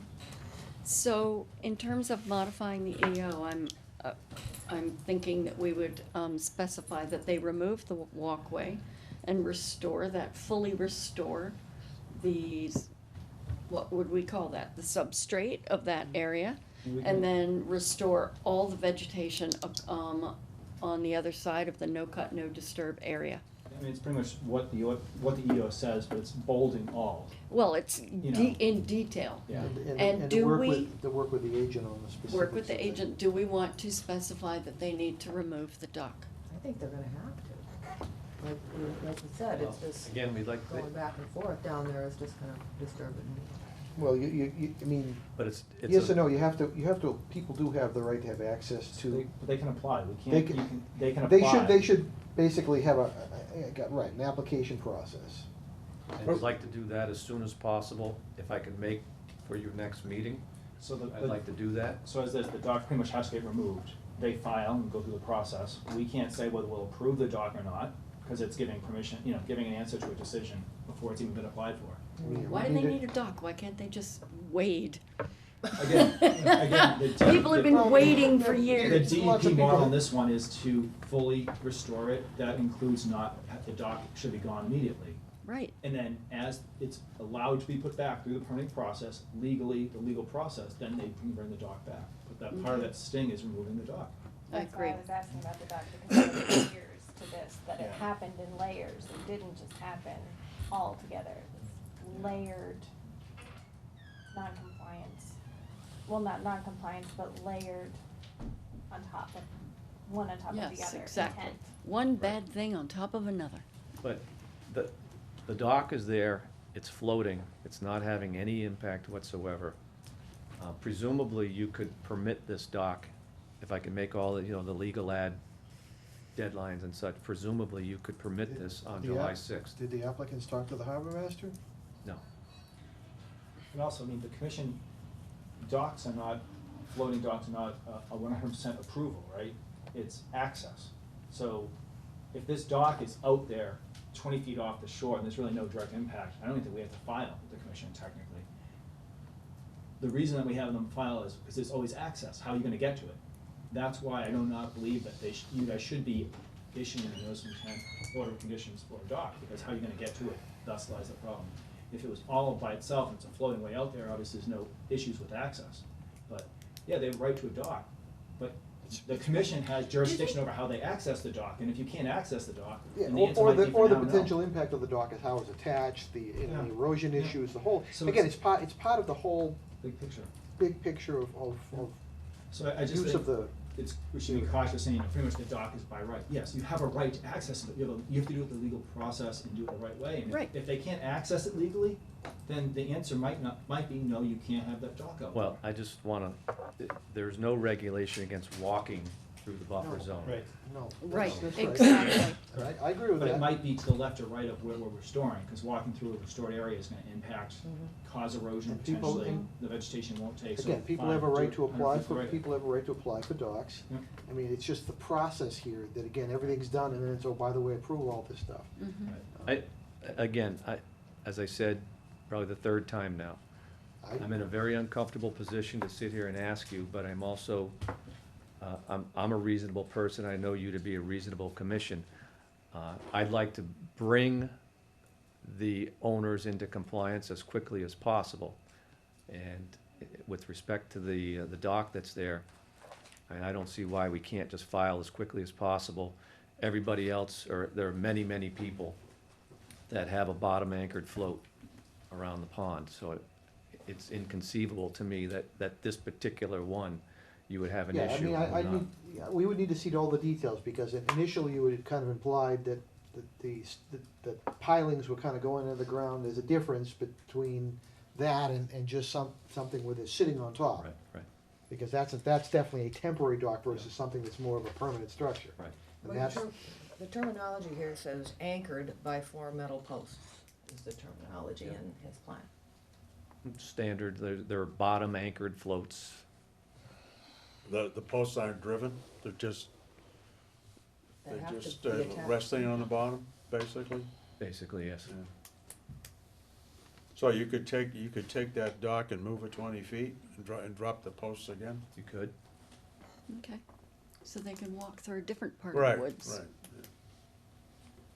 After the permitting process goes. After the after the permitting permitting. process with Have to us say it's and the not harbor agreed. master. In the state. So we need to make a motion to accept the EO, and then we can amend it with the conditions that we have in mind. right? You've already actually, the old order of conditions, it's 100% done, you accepted it, So you what signed what it. we have to So do you're is, still we continuing have to on. ratify the EO, because any commissioner can issue an EO driving by and seeing a violation, you can issue EO on the spot, so can the agent, but the commission at the next meeting under the law has to ratify that EO. Have we not ratified that one? We have to vote. You We- did, I on s- on the previous one, you haven't done it on the new one. So What the- new one? The the one motion we're you're about to make- do? Yeah. Okay, correct. so that is a new EO. An You amended you one. can try An to amended vote. EO. I've got it. There's a test. It's an Okay. amended EO. Yeah, so you're looking, I'm you're sorry, making a pardon? motion to amend the Okay. enforcement order on this So- property. Mr. Chairman, I'd like to make a motion to amend the existing EO on 6 Heather Road with the following conditions. That the homeowners will remove the existing stone walkway from the backyard down to the edge of the pond. They'll fully restore the substrate conditions after the removal to exactly as they were before the walkway was installed. That the vegetation throughout the no cut, no disturb area will be fully restored the way it was before, and that the dock will be removed. Is that everything? There's a path too, that's above the stone walkway towards. What do you mean, a path? That'd be part of the restoration though, within the Yeah. buffer area. Mhm, On that's- the- On the ground, it all That's looks the the, same. all of the vegetation in the substrate has to go Alright. back to normal. Do we have a second on the motion? A second. We have a motion, and it's been seconded to modify the EO to remove the existing walkway, restore the substrate to pre-installation conditions, fully restore The no cut, no no cut, no disturb. disturb, and remove the dock. And Now, in terms of the dock removal, if that's the way the commission wants to move, this is not something that the homeowners can do themselves. They would have to have a company come, the same company that installed it. So we're more or less in the middle of boating season at the mercy of that particular company. See, that's why I'm unclear. When you say it's a temporary dock, nobody else on the pond has somebody install a dock. They all put them in themselves, just because it's a floating dock. Most people on the pond, from my observation, well, I won't say, the end of the pond that I'm familiar with, just from being at this property, all of the land is cleared right down to the waterfront, so they can yank their floats right up on the lawn. This is not that situation, and the way they installed it was they brought it over to the boat launch on the other side, installed it there and floated it over. So that's why they're sort of at the mercy of someone else. If you don't mind them disassembling it and dragging it back up, you know, perhaps they can do it themselves, but that's why I'm saying someone else did it and someone else will probably wanna take it away. Do you mean dragging it up onto the bank of their own property? They take it over to the launch, right? That's how you got it. And that's where they, you know, brought it on a trailer and brought it to the launch, assembled it over there. How big and is this floated thing? it. It's like a 12 by 12 or 10 by 10 around there. But it's yay thick and it's not light. It's polyethylene, it floats, but So we would have to have some kind of time frame then, Yeah, to well, give them a bit of. yeah, I just don't want you to say it's gotta be done in 48 hours, cause it's probably not possible to have it done in 48 hours. We always Within a give- week? We always give, I think, pretty generous timelines. If it takes the applicant a month to figure out what they're Yeah, doing. I mean, that's, certainly, so, I, yeah. We need dates and address the findings. So Yeah. what we've done in the past is we just said this and they left and they said, thank you much, we'll take care of it, and then they do nothing. Because the commission doesn't put any very specific timeframes. So if the dock is separate, you know, everything else should be one time frame, and then, you know, fines associated with non-compliance, and then the dock could be a separate one if you want to separate them out. Okay, Yeah, so what kind of time frame do you think is reasonable to put on those two projects? I think The restoration and the removal. restoration plan was like a month. That it should be fully restored within a month? Oh, no, the plan, a plan submitted to the commission and approved by the commission within a month. 'Cause that gives some time to do it, that gives the commission some time to review it, and then, you know, another month for it to be, the work to actually be done. Well, Mr. Manuel's already put together a restoration plan. Why can't we use his plan? Well, I think it needs to be modified. So we had to Well, remove the stairs and eh, embankment. I will They have a is plan for you substrate. for discussion at your next meeting. Okay, That's not an issue. The okay. other thing is if you, So by our next meeting, that the restoration plan should be submitted by our next meeting on July 16th? I'll have it to you a week before that meeting. Lovely, thank you. And that the dock should be removed. So we're getting into the summertime where a lot of that work with that company is gonna be done. I mean, summertime is sort of a lag, right? Right, they're in, right. I So- have no idea what their workload is, so Well, But let's just say a generally week, speaking, yeah. and they can talk to Steve if they're having trouble with their dock people, or get some paddles and Week's drill. kinda tight. A week, That's way tight. Coup- Yeah. and, You identify yourself for the 10 record, ma'am. days. so we just finished that Yeah, train of let's, thought before we go to the yeah. butters or landowners. So what do you think, 10 days, 2 weeks? 2 weeks. 2 weeks, Couple okay. weeks- A couple weeks is still even tight. So but- this is, this My- is 21 file a plan by July 16th and move the dock within 2 weeks. Say a month. So How about 30 days for the? Yeah, I say a month. 2 weeks is a short time. It's not really causing a. Well, that way you can keep them both on the same timeline. You can Right. just say Okay. within 30 It's my experience that when you have these like drop dead timeframes, they're almost impossible to meet and you're just setting it up for further Okay. failure. Well, there Okay, has so to be. you all ju- led ju- me down the garden There, path. there We're has to be not some, having two there has to different be some dates. date, otherwise if I say, get it done as soon as possible, just like the previous folks, your idea and my idea as soon as possible, yours might be 7 months from now, and mine might be next week, and if there isn't that communication, it just doesn't get done. That's my only comment. The other aspects in the restoration plan, often the commission will have me do all that review and Yeah. approval, so we can get it done faster and more, kind of, again, I can send it out, get comments back, but putting this I mean, and blocking off agenda if- time to discuss these details. If this truly is a temporary dock, which I still don't, I'd need to see the detail, I'd be less concerned about the dock than more the restoration of the Absolutely, I but they're agree. bringing it back resource. to the they're bringing the Because restoration it's, plan again, back it's to the not commission. unique to have a dock on the No. pond. No, But again, the process, and this sounds like it's, I have personal experience with the whole dock issues. And, most of them are relatively small and everyone does them themselves and they just, they've got feet on the bottom, they just slide them out and go and it's done. okay. So if this is a major project where I've gotta hire a company, again, I need to see that detail. But again, I'm more concerned with the restoration of the shore and the You're right. disturbed area than the dock per se. I agree, but we are concerned about the access to the dock. It's not the dock per se, it's the access to the dock. So, okay, you all, are you in agreement now? So by our next meeting on the 16th, everything we discussed, the dock and the restoration plan submitted to us by our next meeting, or did you want the dock to go farther back? Again, you can put it there and see what they say, they can come back and say we have it scheduled for the Right. week after. Again, Right. I like tighter timelines, I have to disagree with the previous discussion where you give them more and more. I like tighter timelines and have them come back and ask to, explain why they couldn't do it versus Or- giving them 6 months and having the exact same discussion 6 months later. Or at least saying we've scheduled it for a week Yeah, from we now. wanna move this along, we wanna Yes. capture the I perfect agree. time to do the restoration work. If we talk about this through the winter, we're burning good growing season. So- Okay, And then, any fines associated, so we have what the conditions are, we have a timeline. Non-compliance, the standard's $300 per day per violation. so they Again, have, But what is they the have a no non-compliance? fine period between now and our next meeting. On- And Well- if they can't come back and show I'd be progress willing, right, I'd be and, willing to, leave the fines in place, but if they comply, then Right. look at waiving Mhm. as necessary. Again, it's pains and penalties, concept. Right. The commission certainly can waive those fines. I agree.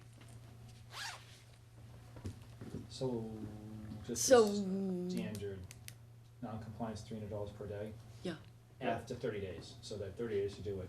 or after this date that we determined. If they don't come back to us at the Especially, next right. meeting and say, I have substantially completed the restoration work and the dock is coming out next Wednesday. So that means there needs to be good communication. If you- Exactly. Now, wait a second, the plan, They have the business plan is gonna be submitted by the That's 16th. right. I'm sorry. The restoration, You're the right. original EO gave us till the 14th of August to actually implement the plan. I'm and sorry, I misspoke. So I just want to make sure that, I did misspeak, Pretty much I'm one- sorry. 1 month for the plan, Yes. 2 months for the actual restoration, actual on the ground work. Two from Okay. that, from now, not, we're not talking 3 months out, we're talking. now, the installation work, I'm gonna say the slope restoration work, that's probably gonna take a half a day, it's probably gonna take a morning. And the plants are gonna come in 1-gallon pots, and they'll be installed in a matter of a couple of hours. So that's not gonna take very long. I would like to push that as far towards the 14th as possible, because it would get me as far through the summer as feasible. So that's probably what's gonna happen. Did you mean August 14th, August our 14th. original date? Because we haven't set, as part of this discussion, we haven't set a date for the actual installation, right? We just talked restoration plan and dock. I haven't heard anyone make a motion or. No. or Well, suggest because a date. the original EO exactly, has. says it's August 14th. But we're already past that timeline on a couple of things, so I presume that would be modified or removed and discussed at a later time. That's where I'm a little confused, because I believe we're fully compliant with the terms of this original EO. We acted within the 5 days that was specified, or the fines will start to accrue after that. And we submitted the restoration plan in a timely fashion. Now, there's aspects of discussion, but we certainly submitted that plan, and the only thing we're talking about is 175 square feet. So I believe we're fully compliant with the terms of the EO. The commission can modify the Respectfully. EO at any point. Again, they went beyond the scope of work on the original project. The EO finds, the way I frame them, is to kind of get erosion control, to get compliance with that. There's general lack of compliance and not agreeing to, not constructing according to plan. The commission can set a fine of $1,000 just on the motion. Well, You know, do we adding them have- up and saying this, and this. There's obvious lack of compliance right from the beginning. The commission could say $10,000 fine for non-compliance, and then it will add up if the conditions don't get met. I think discussing and going back and forth on this day, that day, it's $20 here, it's $20 there. Again, the commission can just say, I'm making a motion for a $1,000 fine based on the facts. You don't have to come up with the little, 1 day, 2 day. No, or you could simply make it, if you don't meet certain deadlines, they just start accruing. Again, the violations like this, often the commission sets a fine. That's just straight up, a fine for the damage done, and then there's the fine for non-compliance. We're not talking the fine for the damage done or lack of compliance, we keep talking using it as a fine as a tool. In the past, the commission would often do a fine, straight up, a fine, and then, it would go up or down depending on how the project went. So basically, all we're saying is we want to see your plan by our next meeting. And then that still gives you time to get it in by August 14th, Yep. right? And then, the plan which will include restoring the walkway area. Right. And then we need the dock removed. So I don't see that we've messed with that timeline totally. I agree. Okay, all right, Can fine. I ask just one question? The process for approving the dock, does that require our hearing, or is that, it is? Okay, all right. It's kind of an access I thing. mean, not for removing, for approving the Correct, dock. correct, yeah, yes, right. it does. Now, I would like to file that notice of intent, because at some point, they would like to install that dock, and I'd like to have the proper permits for it. So you are gonna see a notice of intent to install the dock. Okay. So So we have an open motion. Had a motion, it was seconded. I do not believe that it was called.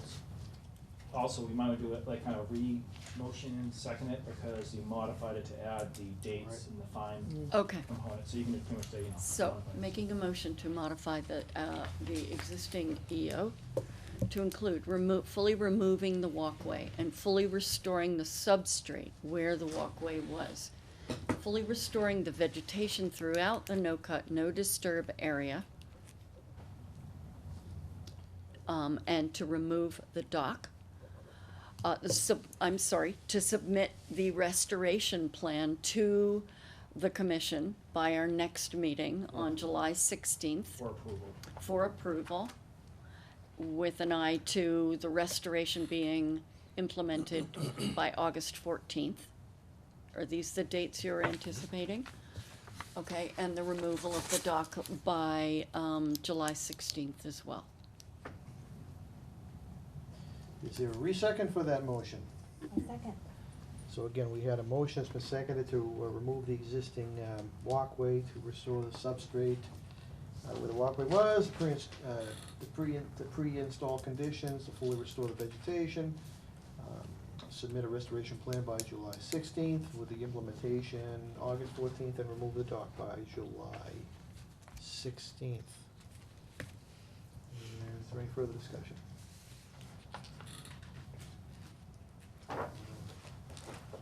All in favor? Aye. Aye. All opposed? All abstained? Motion carries. Thank you for your time this evening. Thank you.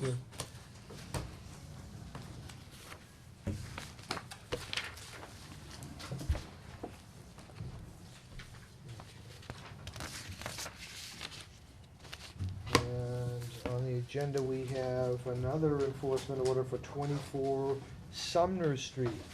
If we could have someone representing that property, please. You could identify yourself for the record. Sumner Street. I'm Chris Conway, I'm the homeowner. Thank you.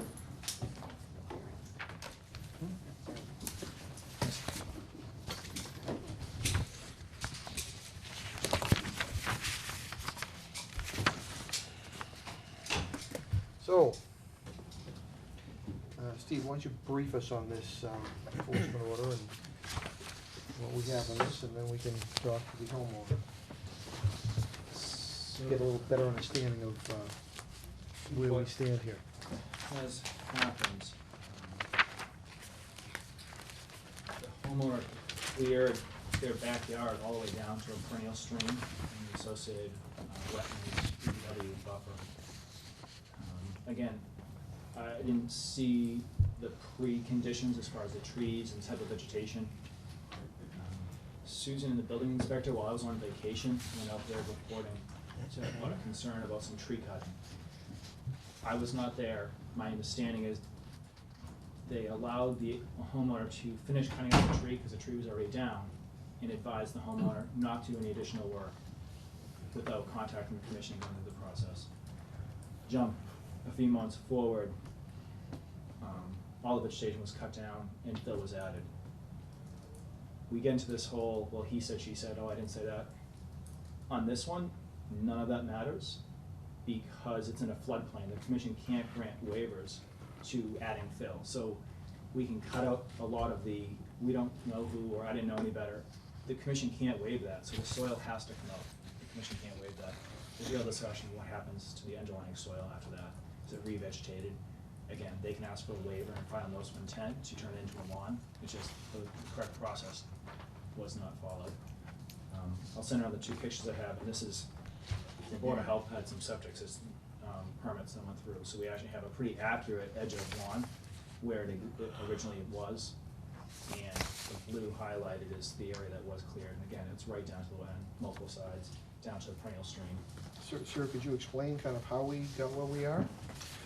Sure. And I apologize in advance if I don't use correct terminology or any of those things, because I'm not within the business, so I'll do my best. But to go back, just to clear up the record for the discussion in November with the building inspector, we had a tree that was located near the stream. It was an old, I believe it to be like an apple tree of some sort, an old crab apple tree, that had been choked out, I think, by poison ivy. There's quite a bit of poison ivy down in that area. And we had some high winds, and it occurred, and that tree actually came down, and it came down actually near the bridge, the little bridge that goes over the brook, and then a portion of it got near the street. So, not knowing quite who to call, being a weekend, I just kind of went down the list with the town list and saw the Conservation Commission, assuming that would be the most appropriate person to call, really more to discuss the, if there was any impact to the bridge per se, because it's an older bridge and the street's in tough shape. I'm not sure if anybody's familiar with Sumner Street, but it's an older bridge and it needs some help. So, the building inspector did come in Steve's absence, with, I believe, an assistant that worked for Steve. Susan. Yep, Susan. And, we did have a discussion about the tree. I'll be honest with you, my recollection of the discussion was really around the tree itself. We didn't get into a lot of discussions about, wetlands or buffer zones or continuance of work. In fact, most of the conversation kind of shifted over to the septic system plan that I had in place, with an engineer that we were using. And around that same timeframe, we had done some test pits and whatnot to do a septic inspection to see if we had actually failed. So I had a lot of that open, because we had a Board of Health inspection coming down the road. So we kind of shifted over to that, and then we spent a lot of time talking about the bridge and just the condition of the road. So I'll be honest with you, the recollection I have of that discussion didn't surround any sort of work in that area. So fast forward to the time frame that we were in the springtime, we had a lot of snow, and it was a very difficult winter. And that particular area has always been, we've lived there for 10 years. I should preface the fact my wife and I have lived in that area for 10 years. And that area has always been sort of, there hasn't been a lot of vegetation in that area. It's actually been sort of a dumping ground, I would say, in the wintertime. It seems to be like a relief for the road. The town has a tendency to dump snow in there. This particular winter was even worse. There was a pretty substantial stockpile in there of snow. And in the springtime when we go down there, there was a lot of ivy and poison ivy and things of that nature, a lot of brambles, another invasive species, Japanese type of weed or something that just seems to spread like wildfire. But this particular winter was tough, as far as, getting in there. There was just not a lot of vegetation. And so we wanted to make the area more usable for us, and I really wasn't aware that there were any issues associated with working within that space, because it was a pretty clear delineated line of where the wetlands is versus that area. It was kind of like a dead area. And so we proceeded to start doing work, where we did put fill in, and we did bring it over to the brook. Again, I had no idea that we were working in an area that was considered a floodplain or a brook, and not that that matters. Did you work yourself, or did you hire someone? No, I did the work myself. So, I sloped the area back away from the brook. With a shovel? Did you have heavy equipment? No, I ordered material. I ordered some gravel and some topsoil, and I had rented a Bobcat for a couple of days and just did the work myself and just kind of chiseled away at it. So, we sloped the area away from the brook, and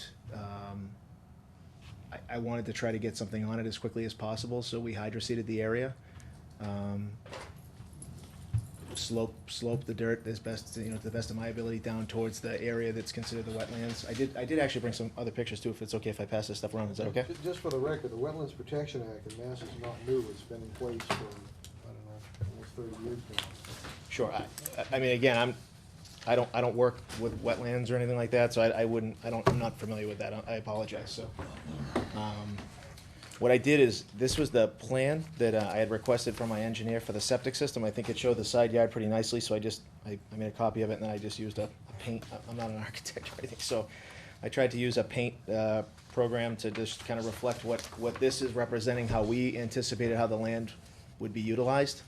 And then what I did is I attached some photos behind it. That's the best representation that I can give you of what the land looked like from a grading perspective, and I think it kind of puts into perspective the area itself. I mean, what we always anticipated for this land was, I have 3 small children, I have 2 dogs. The area was sort of infested with this poison ivy. We'd always anticipated trying to utilize it, increase our yard space, and really try to create a space that we could put our beehives and some organic gardening that we were interested in. With my kids, we've had a lot of incidents of ticks, things of that nature. I actually had a dog that almost had to be put down a few years ago because of Lyme disease. It was pretty scary, and the assumption was it was probably from them playing down by the brook. So again, for us, we just always wanted to try to create a space that was, certainly not natural, I think, by the, listening to the different people who came up here this evening, but our interpretation of natural. We wanted to plant a couple of, pretty nice trees, some sugar maples or something that, we could try to use to tap into and, try to create, I guess, like an urban farm area, if you will. But So this is our interpretation of what we were thinking the land would be utilized for. So again, I recognize that some of these things are not supposed to be there, so. And then on the next page, if you take a look, this is just my representation of the area that was filled. You can see, if you look at that plan, the bed of lilacs that's been there. They're mature lilacs, they've been there for a long time since we bought the home. And then the area that's highlighted like in a darker shade is, that grade was pretty similar to what was there. We just blended it and top dressed it and put seed down. You can see the area right next to the road that was always sort of flat in that area. But the area that's not shaded, that's an area where, like I was saying, that snow got pushed into and was sort of piled up, and there were always pieces of asphalt and trash and things like that in there that we would try to clean out. But again, that was just, I guess, a product of the town pushing snow in there. So, and then just another view. This is a view from my back door looking down. I tried to, in talking with Steve, we had talked in advance, and he just said, maybe if you bring some photos from a higher elevation of what it is that you think where the land was versus what you filled, and that's our beehive in the back corner. How many yards of soil did you put down? I think I had about 3 truckloads in total. I don't know what that equates to for total yardage, but like 3 truckloads. I think it was 2 truckloads of fill and a truckload of topsoil. I think I put probably 6 or 8 inches of topsoil over the top. It's probably a triaxle, 15, 18 yards. Yeah, that's a lot of soil. Yeah, I mean, the area was fairly depressed. I mean, as far as, when you came off the road, it kind of was depressed down in the area that, where most of the dumping took place. And that was relatively flat. I mean, I think it's pretty much the same elevation as the large, if you look at this plan on the front page I gave you, this big area in white, this big triangle, that's all wetlands. Again, that's really, you can see it kind of in the photos, it's pretty wild as far as the different species of plants. I couldn't tell you what's in there. I just know that there's quite a bit of brambles, having been in there chasing a dog or two. So it's kind of invasive. I know in talking with our engineer that, he had said that, most of that species was pretty invasive. So just to try to get a better idea of what we were dealing with. So that's kind of how we got to where we are today. And then Steve had come by the house. He said that one of the board members who live locally had come by and made him aware of what was going on. And that was a few weeks ago. I'm not sure of the time frame. It was probably within the last month or so. So here we have floodplain, we have Wetlands Protection Act, and the Riverfront Protection Act. So 200 feet. 200 feet. So, when Steve and I had spoke a few weeks ago, we talked about, what the best course of action to move forward is. We haven't received a letter or any sort of notification to date. It's just been all discussions over the last few weeks. And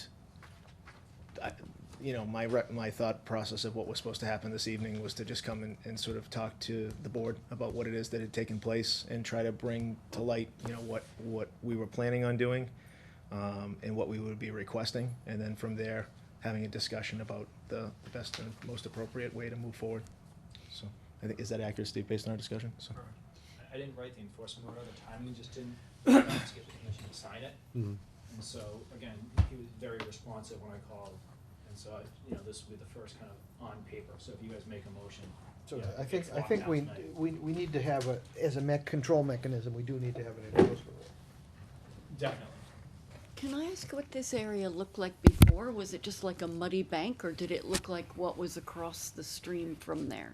No, as far as the vegetation goes, I sort of filled in to the vegetation. The area that is sort of between the dark green and the beehive, if you will, that just sloped down, and it was a lot of leaves, scrubby, just like kind of an area that just. I think the only reason why Was it like this? No, The it kind didn't. of No, I didn't clear out any vegetation. So it's kind of a sandy bank that might be useful for flooding. If you look Is at that the right? riverbank, the picture of the riverbank, this is actually on this riverbank, I think 3 or 4 pictures in. This is all natural vegetation. This was on the riverbank, so I would say it kind of looked like that. It just Right. was sort of scrubby, low-lying bushes, here and there, sporadic. There were a lot of leaves. There were a lot of like dead wood and sticks, things like that. That stuff I had taken out obviously before I put the dirt in. But just some low-lying plants. And then what we did is we just planted some blueberry bushes, just because I know Steve, when we were talking in the field with my wife, had said, in these types of areas, we try to replace it with natural vegetation like blueberry bushes and whatever other types of natural vegetation. So we just tried to take a stab at it. I think when the photos were taken by Steve, This grass hadn't really taken yet, it's since, okay, I haven't seen these, so, yeah, so there you go. So that's what it looked like. And then the hydroseed is since taken, and you can see that in the photos that I provided. So did this used to come sort of like this? Sorry, I just drew on your nice picture. No, I have a red pen. I would say it looked kind of something like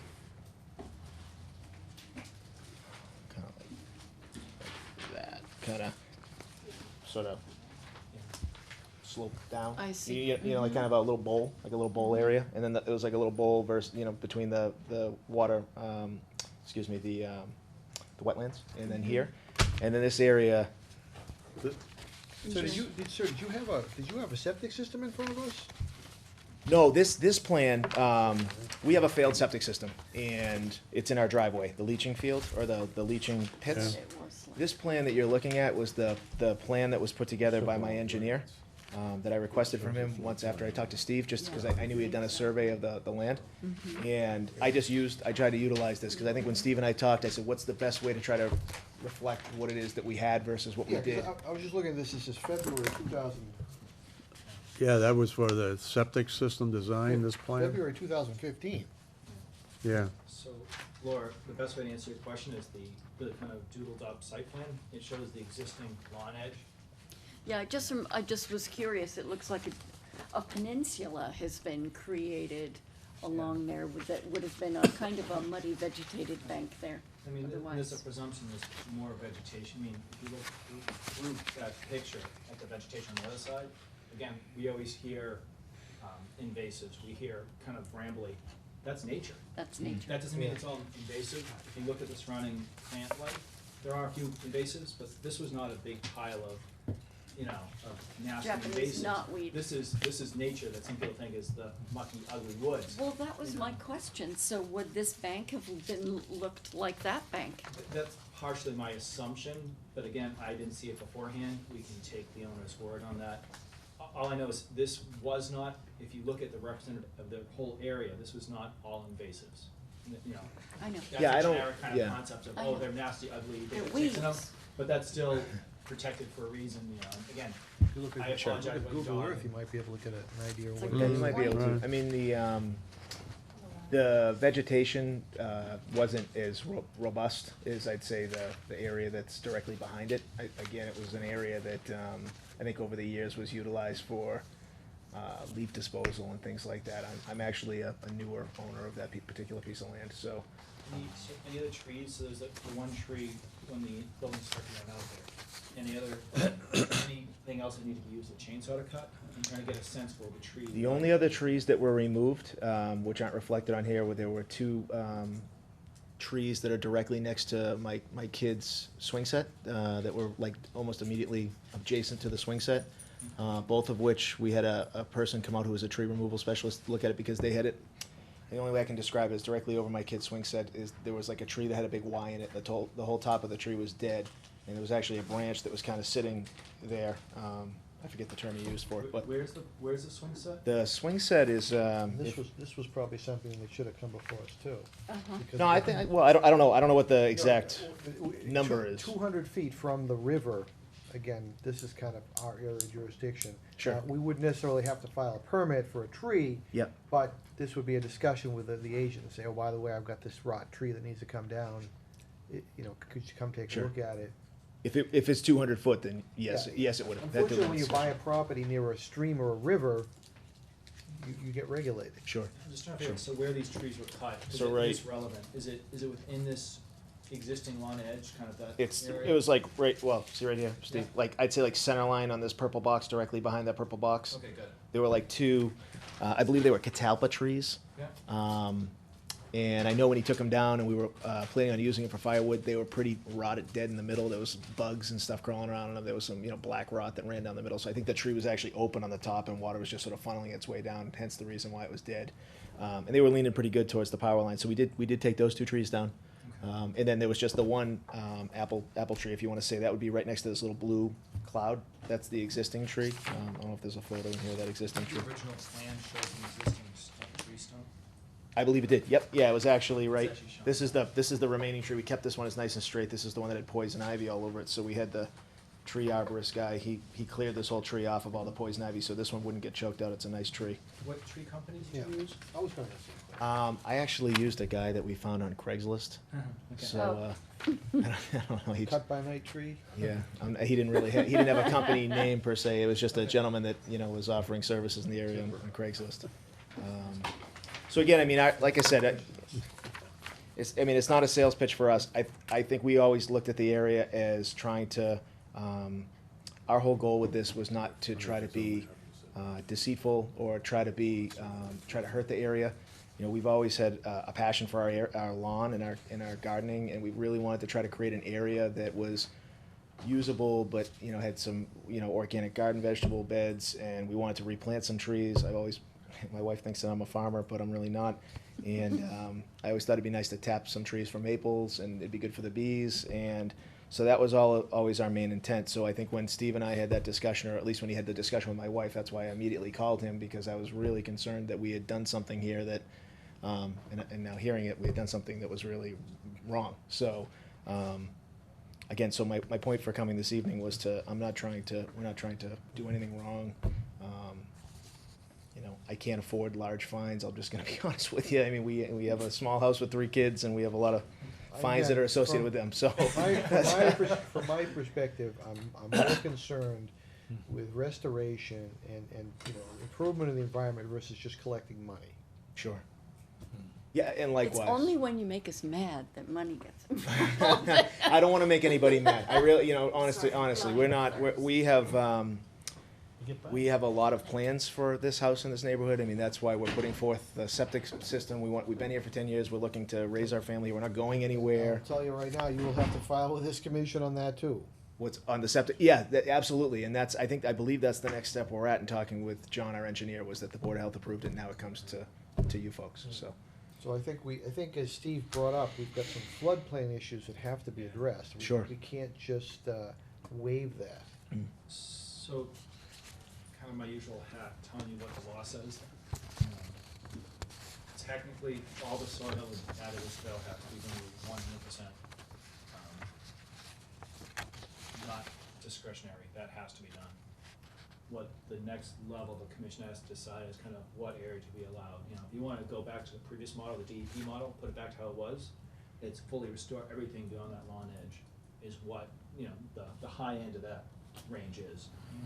And then you can grant waivers anywhere in between. I presume you'd like to keep as much of this as possible. I would, The law yeah. says you can't keep any. It's just one of those things as far as the replication, restoration, cleanup, how much of that he gets to actually keep and use, which would be done under notice of intent. So this is kind of one of those things, we kind of almost figure out what the end game answer is going to be. So floodplain is, he has to take everything out. All the soil has to come out. And then what happens to the underlying is fully restored. Right. Which is kind of the usual motion at this point, is to see that, and then the commission can work with the applicant to figure out where in between you want to land. But we can't grant waivers in a No. floodplain. Soil come out, don't even think about that, that's done. Okay.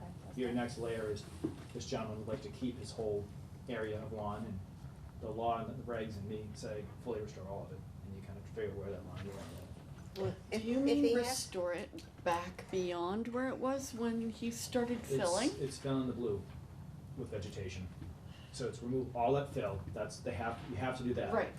The full restoration, boilerplate enforcement order is fully restore the whole damaged area. We have a nice plan that was drafted by an engineer that said the grass stopped at a very specific line. So it's pretty easy to say what the 100% restoration plan is. It's go back to that. Sorry, full I line. was confused that you might be saying he needed to restore the entire floodplain, whether it was, Only the floodplain that he added that he fill to. filled. Anything that Yes, filled in. That okay, blue area yes. is what he filled, he has to remove it. So the I joke agree. is, if you add a 5-gallon bucket of dirt to a floodplain, you have to Okay. remove a 5-gallon bucket. Okay. I'm explaining to the other commissioners, so just happen to be looking at you. Oh, I see, okay. Right, I mean, floodplain's there for a reason. I mean, Oh. if it gets filled, I mean, I it get can cause flooding downstream, flood out neighbors, et cetera. So that's I the know. I mean, this has floodplain. happened in perpetuity over many years in the United I know. States. People have filled in floodplains. And then you end up with a serious rain condition, and just watch the news any particular night, and there's flooding somewhere. It's the most damaging type of a natural disaster that occurs in the United Yeah. States. Yep.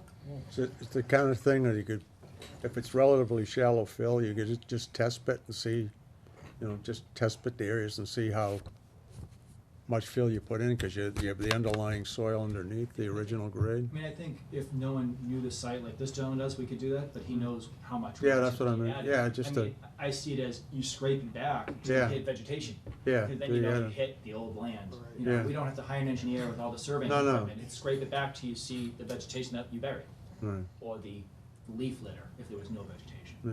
No, I just meant to some way of confirming before you start, you know, if it is relatively shallow.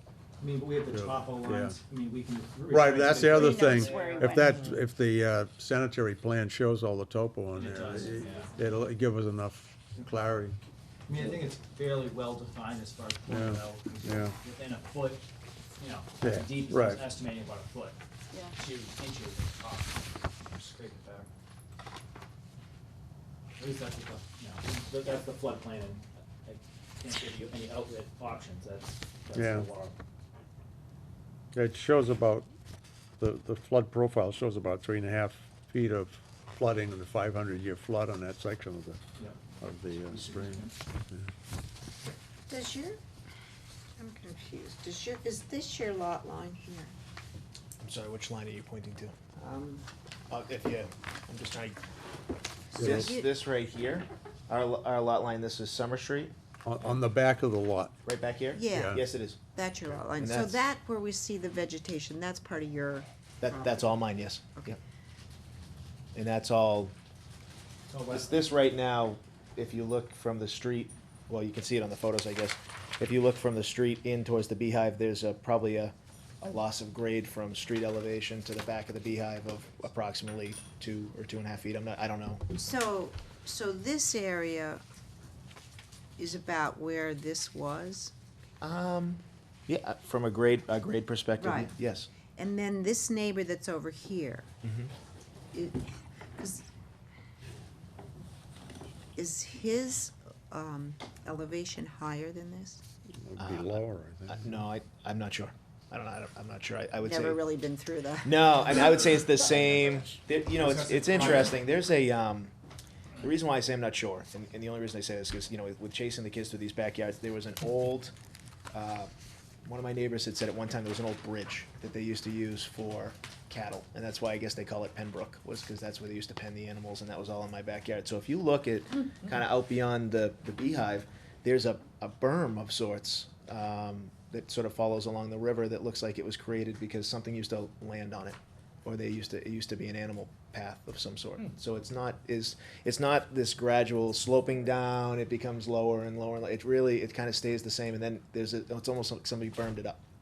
And I don't know if that has something to do with back in the day, you know, with the animals, or if that was something that was done, you know, long before my time. But it's interesting because the street, my neighbor across the street, are at almost street elevation, and the folks that are on the bridge across from them, that's pretty much street elevation. And then the people who are directly across the brook from me, they're at street elevation, and their land comes all the way over to the brook. And then there's it almost looks like what mine would look like in a few years, you know, when the vegetation takes off. It's sloped back. I'm assuming that, you know, it probably wasn't always that way, but I don't know. It was long before my time. So it seems like everybody in the neighborhood has levels that are relatively close to the street. It just was, our area was sort of depressed down, so it was the natural place for the loader to dump snow. That shows you where the water's been scouring Yeah, over the that's- years. Yeah. That's why it was like that, because when the floods come, it takes all that soil away from your land, I'm afraid. And that's why we need your land to look like it did. Well, So I can sorry. say that we've definitely had some pretty significant weather, and I think back when we owned the home for a few years, there was the Mother's Day storms of 2007. No, I'm not sure. I think we were in the home for a few years. The land really didn't get flooded, oddly enough. What's funny about this brook, and I wasn't aware of it, was that underneath the bridge there's actually a waterfall, and the elevation of the brook from across the street from me, if you would, over here, if you would, is probably about 2 or 3 feet higher Wow. and then it kind of goes under the brook and gets lower, you know. So anytime we've ever had water or significant rain events, the water seems to back up at the bridge and it seems to flood upstream, and then our land just has never really been impacted. So I'm not denying that the floodplain is wrong or anything like that. I just can tell you that we've never really seen any water, had any flooding conditions or anything. Is there a culvert under the street there, under Summer Street? Yes. There's a pipe culvert, right? The stream's been piped under the street. That bridge is stone. It's a it's stone, rectangular. a natural stone bridge, and then I think the bridge itself might be like a concrete of sorts. But on either side of the bridge is like a field stone farmer's wall that kind of keeps it supported. So Steve, I'm confused. So the floodplain is non-negotiable, is what you're saying. But then there was discussions about a waiver, and I'm not sure what that means. What would that be? What would that area be? So this is the floodplain line here. Yes. So all of it is roughly what you added soil Yes. to. So that has to be removed per this kind of line. Yep. Again, we're dealing with different sets of regulations. That's- Okay. So that one's. I just want to make sure I'm clear. I'm Yeah, sorry. so that would take that one off the list. So now there's the local wetland protection, all the Yep. regulations, and there's a 50-foot no disturb, no activity. I see. Yep. Anything you want to do within that, you have to ask the commission beforehand, Mhm. for permission to do those activities. Sure. So you're kind of asking for permission after the fact. Yep. To Do something do like something in here. So to 50 feet off the. All right. I just want to make sure And because 50 feet is out here. I mean, we're talking 0 inches here. Yep. 50 feet is way over here. I see. So you're well within the 50 foot. So your whole backyard, you've had it, it's been there forever. Yep. Probably pre-regulations. So it is what it is. But Yep. any new lawn that you want to create, any new activity within the 50 foot, you gotta ask for a waiver. And that's from the 50 feet of what, the center line of the brook? From the edge of the wetlands. Oh, from here. So that's So why. 50 feet in So it's here. I 50 see. feet from here, which is over here. Yep. In that kind of. I see. So your big site plan shows a little dotted line that shows the 50 foot. Okay. And actually, you have to get permission within 200 feet because it's I a see. river. I see. So hence the reason why the septic system has to go in front of you guys, because it falls within Different the 200 sets feet. of regulations. I mean, Okay. You have Riverfront Protection Act, you have Wetlands Protection Act, you have the local bylaw, and then you have federal regulations with floodplains. Okay. I mean, well, first and foremost, I mean, I want to apologize because I was not aware of this, okay? So as far as going down the path of doing this, we thought we were doing it with, we're putting organic gardening and bees in, we thought we were doing it with the best of intentions. So first and foremost, I mean, I want to apologize for that. And then I'm not sure what the process is as far as asking or requesting for Well, I guess, a waiver. And I guess the first step is under the enforcement order is to work on the restoration of the floodplain, and then, from that point, we work on, a notice of intent as necessary, we could do the whole thing under an You enforcement order. could hypothetically do it on our enforcement order if that's what you chose to do. I think It's really part up of to that the is- commission. I think also part of that is to figure out roughly where on this line, obviously you'd like to keep everything, that's why you did it, and the commission wants to fully Yeah. restore. If there's a middle line, kind of figure out maybe where we're gonna end up might help us go through the process a little bit more But I mean, intelligently if- and intentional. You know, if we have, if the fill has to be removed, I mean, you're kind of in a sense, limited. Correct.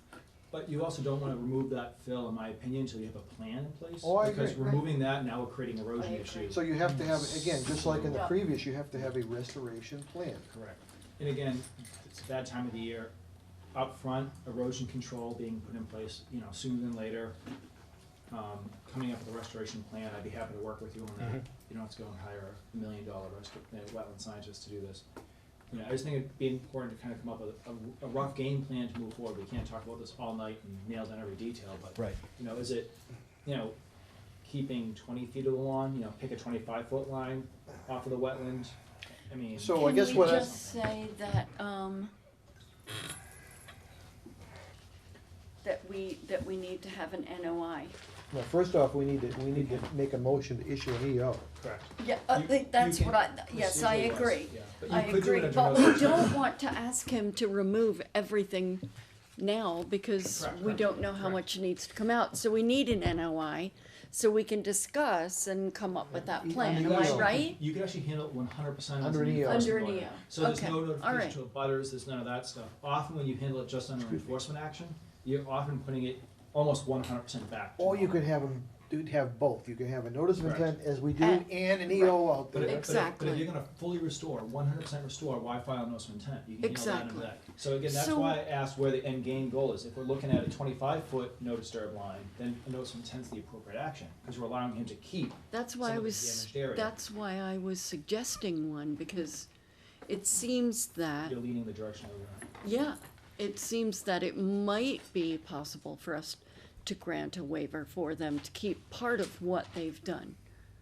I just wanna scale it out, cause keep in mind, we're used to seeing activity within the buffer, 40 feet, 30 feet, we're talking touching the wetland.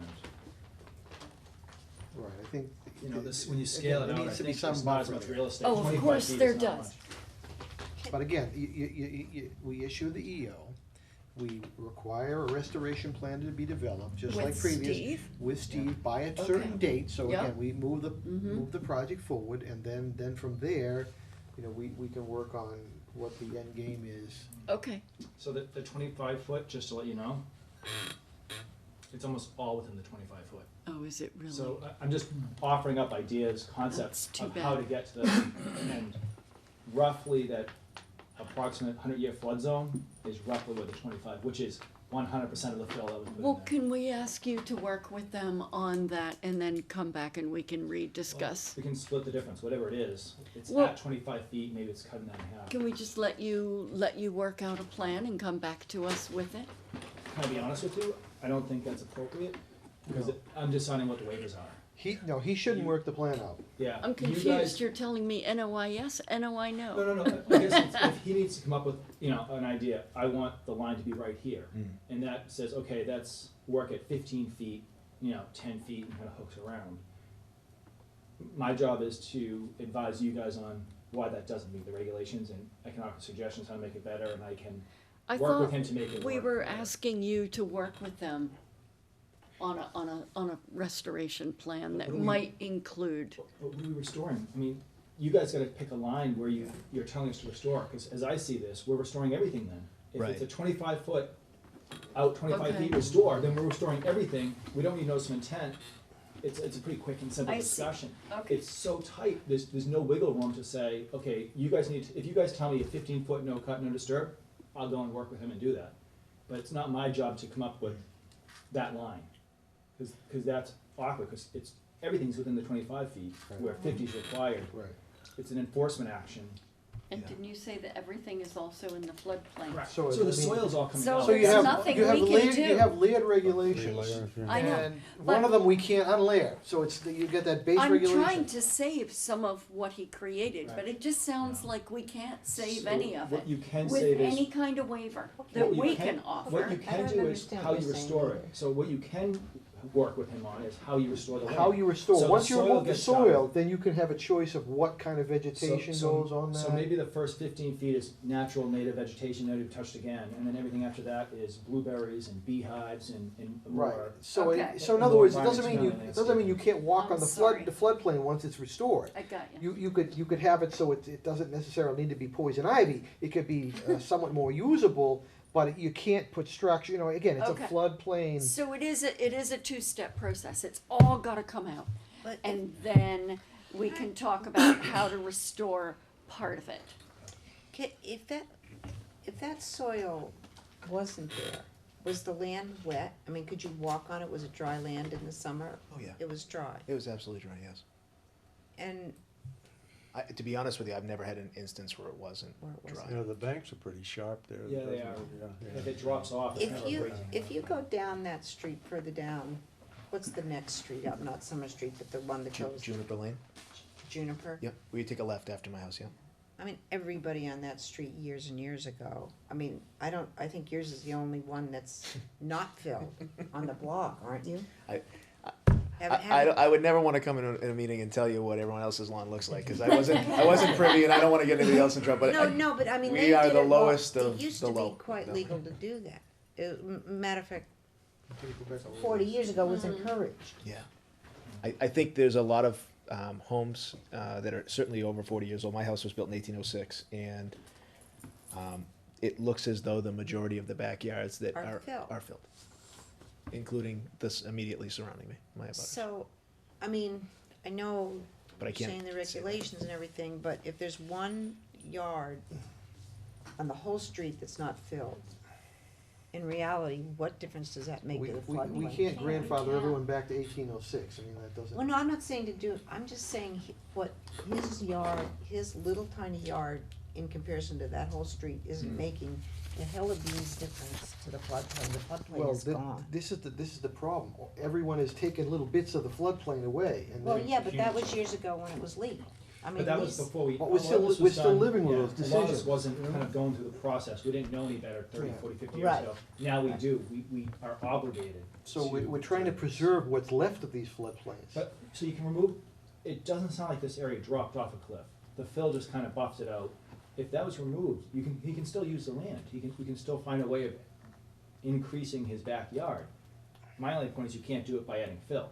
So if we remove the fill, he can maybe push the lawn back or do a shrub bed, a permaculture garden. He could with still keep the flowers bee, and you know, he other could stuff. still have beehives or things like that, because, I It's mean, just they're not, picking a they're line. temporary type of things. You know. It's just, you can't, you know, And you Could really I don't make a have- request? I mean, fill. maybe I'm mishearing what you're suggesting, but I mean, if I was to make a request to say that 12 and a half feet, you said everything was within the, you had suggested maybe 25 feet or something like that, 25 but is just, it's everything. if I had said, if I was to make a request to say, if I came 12 and a half feet off the riverbank and 12 and a half feet off this hashed line that was the wetlands, and slope it back and keep the fill in from the street, or excuse me, for everything beyond that 12 feet, is that a reasonable request? And then from there, I would be able to say from that 12 and a half foot mark down to the brook and 12 and a half foot mark down to the wetlands, we could work on sloping that at the appropriate grade and then putting in natural vegetation, trees, whatever, all the things that I was previously thinking. That's roughly the line that you just. What I'm thinking is, you Yes, need to yeah, get that that's what fill I'm out of there. suggesting, Then yeah. we, Take then them we all can, out. then we can talk about what it's gonna look like. he's mean- not understanding that. But He's thinking that we're saying is he can leave the fill in that half the high, way up. No. All the fill has to go. but then eventually you might be able to put the fill back in? No. Oh, But okay. that area that you're using is gonna be slightly sloped in the future, right? So right now you kind of leveled it off. Yeah. That fill goes away. It just Yeah. means that it's gonna retain its natural, like topo, but you can make it into a lawn, or you I see. can make it into something else. I see. The fill has to come out. Oh, I see, so the fill has So- to come out and then you would re-slope this area back to its That- natural slope. correct. But then But be able that to might use be an it for area other that you could things. use for lawn, and then the things beyond it would just become natural vegetation that, And there's some crossover, so you plant blueberries, Yeah, you know, sure. the beehives back there, blueberries, stuff that you can use and maximize for your kind of farming genes, and then everything else, and, you know, and again, that front edge But- lawn, it's still huge Right, waivers. but it's that not, push it's the not top and necessarily keep gonna the be buffer. completely flat. It may, again. it I may- understand. Maybe slope, but it's more of a natural topography like it was originally. sure. But you will be able to traverse that area. Sure, okay, so rather than have it be thorns and poison ivy and all the different things that were in there, we can come up with a plan to put something in that's Right. more Right. usable. Usable, yeah. I mean, blueberries grow and I use that because people know what they are, so we can think outside the box. a lot of other stuff. Yeah. See, what we're dealing, as I said, we're dealing with different layers of regulations. One of them is kind of fixed that we have to abide by. Which is the river, the Exactly. buffer, yep, So, understood. the others, we have maybe some flexibility, but again, we still are trying to reduce the impact of people near resource areas like Understood. that, streams, wetlands, et cetera. So, to give maybe everyone a chance to kind of think about this some more, do we wanna move this on to the next meeting, so you can maybe come up with some thoughts I think we on need to this? still issue an EO. Correct. I'm just talking moving it forward though, because we can talk about this all night. Okay, I agree that is, So that is I think we fine. all have a lot to think about. You can come back and we can Sure. meet another time, you and I offline, and discuss Yeah, some other definitely. options. But we need to kind of lock the EO on the town and then kind of move on. 'cause there's Okay, some Mr. other- Chairman, I'd like to make a motion to issue an enforcement order on 24 Summer Street for the removal of the fill that was put into the floodplain area Do we wanna put a timeline at this by, point? how long do you think that would take you? What would you like us to But we say? don't wanna do that until we have a Yeah. restoration plan, because then it's having the Okay. soil, But you so. can always modify the date anyway. Okay. You can change the I'm date just trying to any, be, because we Okay. don't really want that to go too fast, so we So- move within 2 months, at the next meeting, we can, Okay, by our meeting, by our August meeting, Okay. how would that be? Susan, what's our August meeting date? August 20th. 20th? Yep. Okay, So don't touch the fill, and then, so because it's stabilizing the area, and then over the course of the next 2 months, you and I can work together on what the plan would be as far as, and you'll I see can come up with a plan and say, geez, I'd like to keep, this arc of 12 and a half Yep, feet and yep. keep that as lawn, and then the remaining balance would be natural vegetation that is Yep. suitable for the area at Correct. the original grade. and then after that, you can actually, the fill will have to be removed and the But by then we'll have a game plan. of Yeah, what it we'll have a look like. game plan. Right, the fill will be removed to support the Yes. design that Yep. you guys are coming. So we have, Do we have a, Do we want to be specifying that they'll be removed at all then? Because why don't we just say no activity on the property at all? yeah, Install- actually, that probably makes sense install- at this, Install siltation at no the tank. activity without approval from the commission. Okay. Because we're asking to do something that we know we're not required to do, like Yeah. it's gonna change, so. So it's really silt like- fence be installed within a week or two, and aside from that, no other work without permission, and just leave it simple for now. Okay, Mr. Commissioner, Sorry. Mr. Commissioner. Chairman. I would like to amend the former. No work on the property, on the site, without the commission's permission, and siltation to be installed with Steve's advice, and a restoration plan to be worked out and presented to the commission. We can get that done before the next meeting. Yep. Do I have, is there a second? A second. We have a motion, it's been seconded, to issue an enforcement order for 24 Summer Street with a basically cease and desist of any work and siltation to be coordinated with Steve. In how many days? By our next meeting. The silt fence should be installed immediately. Oh, okay, Like, so I'm saying, give 'em like 5 days or 7 days or a week. just make the motion, Steve. Just Like, just Okay, motion- silt just fence. motion, A week. add 5 days. Okay. That's not. And re-second it. Resecond. Okay. 5 days. So the siltation is fence to be installed within 5 days. Yes, thank you. Okay, any further discussion? No. Okay. All in favor? Aye. All opposed, all abstaining? Motion carries. Thank you. We'll be in touch. Very sorry. Talk. Yeah, Thank I you. don't know if emaiing's good or what's best, but Yeah, we I can modify the plan kind of of what we discussed. Sure. And kind of throw in some ideas and give you some feedback. So again, unfortunately, on a property that's near a river, pretty much anything you have to do, contact us. Yep. It's better to, again, to get permission ahead of time than, Sure. than to run into these situations after the fact. You know, if you need, if a tree needs to come down, if it's a safety issue, no we trees certainly left. will work with people on those kind of things. Okay, that sounds good. I appreciate that. I appreciate your consideration. Thank you. So we can talk, thank you very much. On Monday.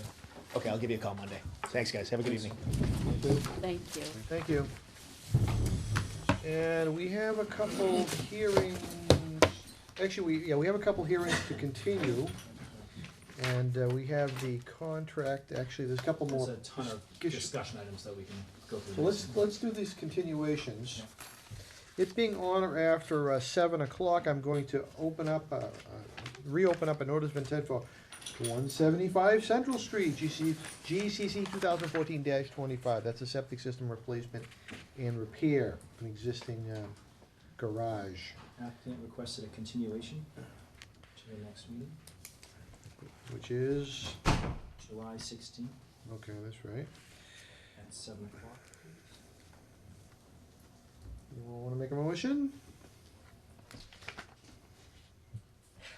Mr. Chairman, I'll make the motion. Don't all to step continue. forward at once. Really? Just turn around, look away. 175 Central Street, GCC 2014-25 DEP 16107-972, July 16th at 7 o'clock. I second. There's a motion, it's been seconded to continue the notice of intent for 175 Central Street to July 16th at 7 PM. Is there any further discussion? All in favor? Aye. Aye. Aye. Opposed? All abstaining. Thank you.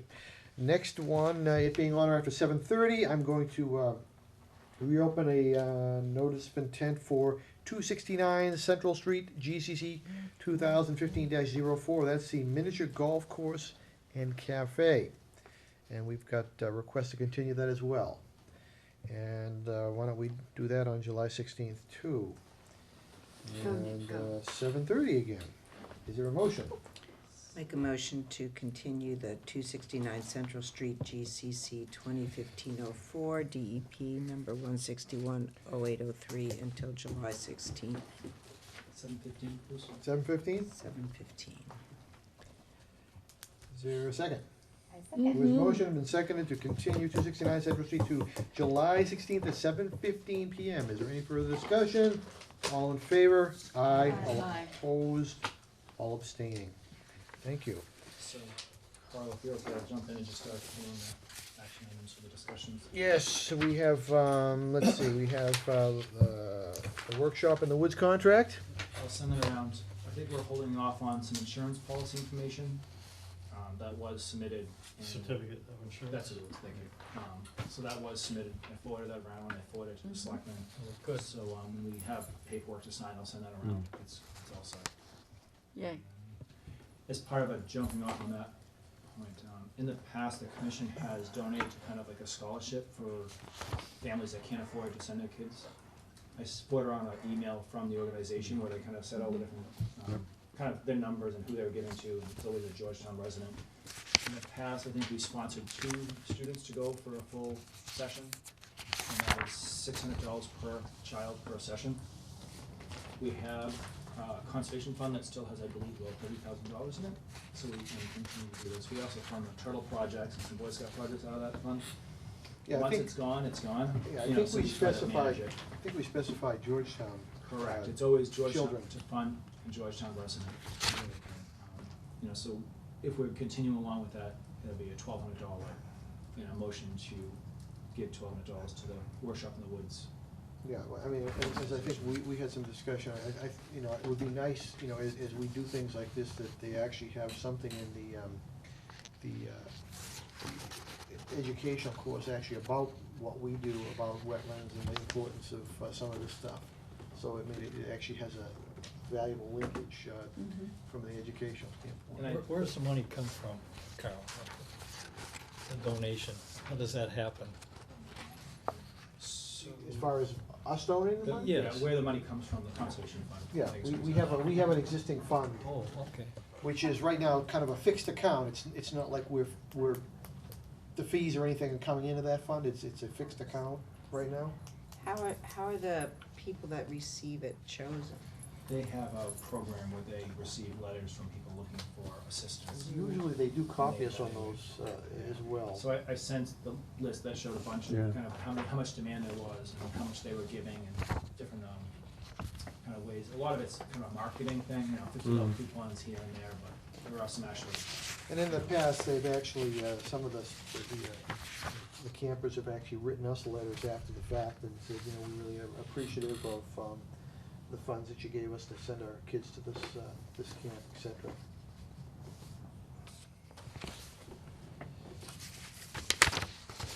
But this is, again, these are new folks running this, so this is gonna be that's why it's a little different in the sense of insurance and, I'm not sure the core curriculum is exactly the same or not, I'm not sure. I think they're sticking fairly similarly to Stacy's old model. I don't know that for a fact, I haven't seen their programs, but the whole point of doing these camps down at Camp Jennison and that environment is to tie it into the environment, so. I Yeah, think actually, it's- that would be nice if we could get the curriculum from them. I can do that. Again, it would be nice to have a little component to just help educate children as far as, you know, the importance of not filling in the wetlands. and Why renting we bobcats. need a floodplain. Education. Yeah, exactly.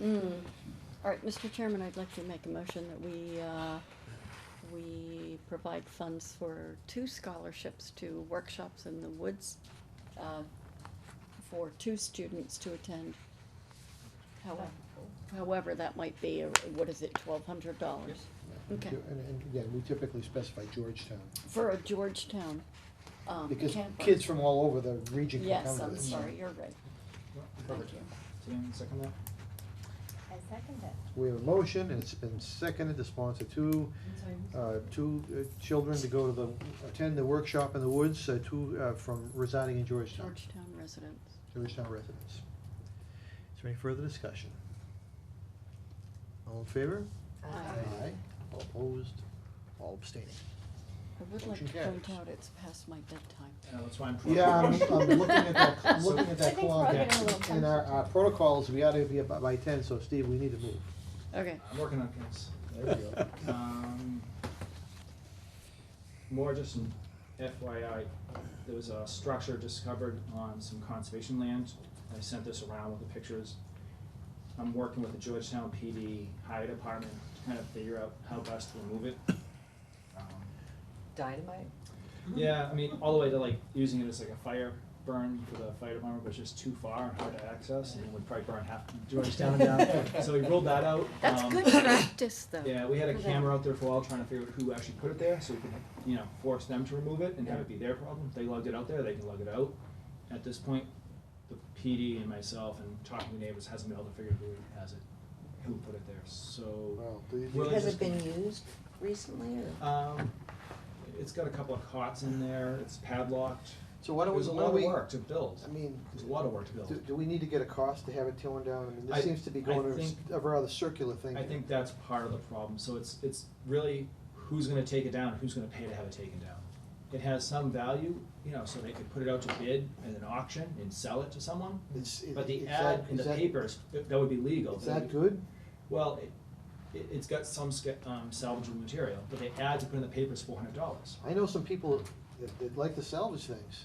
We have multiple people that express interest in it. The problem is it has to go through the public process of bidding it out. Well, not- So not just if having it- someone say yes. Not if it goes to, Well, we talked about Camp Dennison might be able to use it, but again, we're not gonna have Camp Dennison guys trudging how far out probably woods is it? 2,000 feet into the woods. So I'm still working on the details to get it taken down as cheaply as we can. I have a feeling it's the highway department. They have that snow blower machine that has a little trailer that's 4 feet wide, and the paths out there are about 5 feet wide. So we could probably use that to get it out. It's more just giving you guys a heads up that this is one of the things that we're working on. And if I need money to do it, and the Concom is the only one that has the money to Thank you. pay, you know, we'll deal with it. Yeah, it just What seems does to it be look like? a rather simple problem that we're. It's like a 10 by 12 structure. Maybe we could meet there. Yeah. Could be a public meeting spot. We could. Okay, so that's We could have it. the Concom clubhouse. I have Steve's remote office. Yeah. I have God. the minutes to be approved, Like that around 5:14. January. So I have one set of minutes to approve, if anyone wants to make that motion. Surely It could be- someone wants Steve, to approve them. Did we contact the historic commission? It could be historic shack, you know. I make a motion that we approve the minutes from 5:14. Thank you. Second. She's getting antsy. There's been a motion, I'm and it's been second. seconded to approve meetings from 5:14. Second. Okay, You already seconded. Yeah. it's already been, We've had 3 or 4 seconds now. So- Third, so fourth. I'll call the question. All in favor? Aye. I'm good, in favor, let's see. Aye, Aye. Thank you. I'm abstaining. Oh, you weren't here. Yeah, That's correct. right. Yeah. Anyone opposed? No. Motion carries. Bills to be paid. While you're signing those, I'll explain to you the other orders you have to sign. Georgetown Building Supply, $27. Parker River Landing, this is coming out of that conservation fund for turtle nest protection, $1,400. Wait, at Parker River Landing? No, for Parker River Clean Water Association, we're Oh, reimbursing them. for the sorry, work I thought you meant the development on the rail trail. Gotcha. I forwarded around an email earlier, late this afternoon. Yes. On Got some it. nest protection, that's what this is paying for, some of that work. Electrical supplies for Camp Dennison, $700. Georgetown Building Supply for Camp Dennison, $100. Lights for Camp Dennison, $119. Chainsaw, lawnmower, brush guard, Camp Dennison, close to $2,000. Building supply, Camp Dennison, $22. MAC annual dues for the commission, $465. Workshop in the Woods scholarship for $1,200.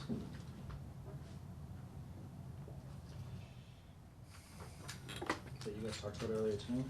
And reimbursement, gas, cell phone, $647. Denied.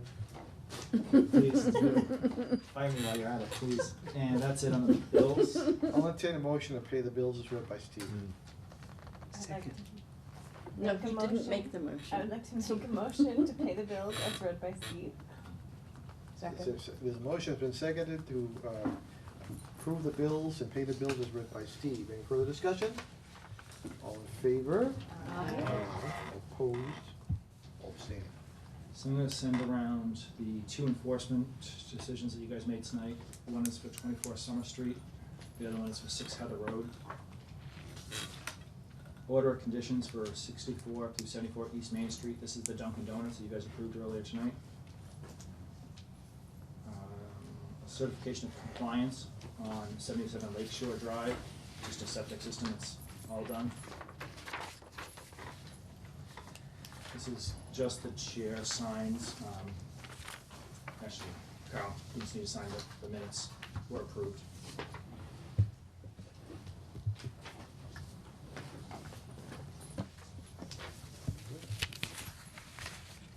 It's awesome that all those turtles use that new turtle land they created. That is awesome, isn't it? That's terrific.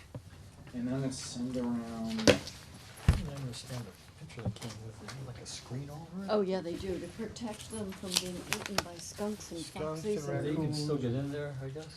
Well, the And- turtles don't come out to the end of, I don't need to sign this. Oh, okay, that was the nest. Was it That fit- was the nest under Oh. there, and in August, they come and they put like a big wire cage over top, so the little dudes can come out, and then they hang around in there, and then they walk them to the wetland. and then I have the 3 copies of the Workshop in the Woods contract. I don't know what Um, those are. Yes, you do, I'm sorry. Can I help you with that, Brooke? Why are there so many arrows on this one? Susan had too much coffee. She's an overachiever. Aim for the middle. Aim for the middle. But we don't need to sign these, right? There are lots of No, it doesn't. signatures All you need is there. 4. Oh, is that Yeah, right? that's, go. Oh, that's why okay. Nick and I are like, we're off the hook, Yeah, man, down yeah, I this like end of the Sue at table, end. yeah. This is good deal. We'll start These are the start on 3 the other that are direction. Workshop in the I'm Woods having contracts. trouble with my penmanship. This is- anyway. Oh, your penmanship. It's the time of night, that's all. Yeah. Down on West Street. This one's for you. Where what? The turtle things you're talking about. No, those are the ones we Hampshire- approved Oh, the in Hampshire Hampshire ones. These are Woods new near ones. Groveland.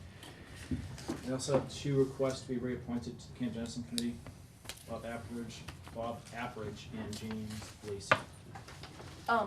Remember they came in and they were I talking remember about them, taking yeah, I just down don't the know. woods? Yeah, I Yeah. just don't know where it is. It's right behind the That's Groveland fantastic Industrial that Park there. so many of them nested there. And those are just the 3 they found. Yeah, you go up. Go up 97. 97, you go past Bailey Lane, next street on the left is Hampshire. Okay. Go out there and I'd see them. I've never actually been there, I don't know. but- See what? Where all this turtle stuff is. I haven't been out there. You would, If you can go by, what is it? Not Bailey Lane, what's the, Hampshire Lane. Hampshire Lane.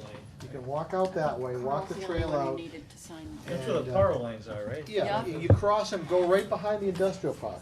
There's a All those. cart path right along the Yeah. fence there. To go left Right a to bit the- and then it's to it's the off left of on, it. yeah. Well, you can sign them, but you have the motion to sign. So we just need a motion to reappoint those 2 open, Camp Dennison folks. Lacey and, Mr. Chairman, I'd like to make a motion to reappoint Bob Appridge and, Jim Lacey to the Camp Den Oh, Committee. should be closed now. A second. A motion, and it's been seconded to appoint, Mr. Appridge and Appridge, Mr. Mr. Lacey. Lacy to the Camp Dennison Committee. Is there any discussion? All in favor? Aye. Aye. All opposed? All abstaining. Motion carries. thank you. And we'll just have you, re-sign, there's all this legal stuff. Susan actually certifies that all your signatures are actually you and stamps and all that fun stuff. But I'm not We me. just need to update that, so you just kind of sign next to your name, make sure all your information is correct. With new commissioners, I think last time your name was spelled wrong, it's always something It good. was a totally wrong one. I was Rebecca. That's what it is. That's not what we call you Yeah. That's us. And that is it. That's all I have. Thank you very much, sir, for the late night. You have to sign it, too. Should be going off. I think that's all right. Oh, the extra form? I think we're short on Okay, good, thank you. Same on So in order to keep you guys from having to go to PD, on occasion, what we've been doing is having you sign order of conditions in an RDA. We used one of them the other day because we forgot to have you sign one of the documents. So this is just kind of more administratively. So these are being signed not for a particular project, but just the concept of having it. There's no address or application associated with it, so it's worthless. What we end up doing is then attaching it to an order that the commission approved and just forgot to sign. So when we go through all this stuff, if someone missed signing it, we have to wait till the next meeting or make you go to the police station to sign it. This just prevents that from being an issue. Are these things just recirculating? I should have said that. Round and round.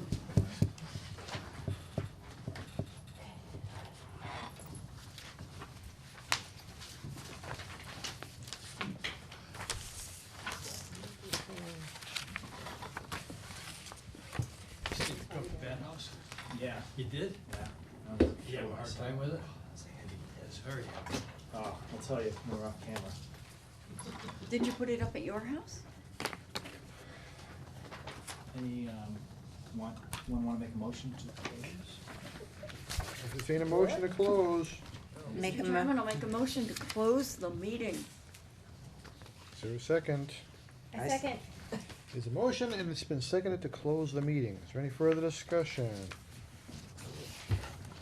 All in favor? Aye. All opposed? All abstaining. Motion carries.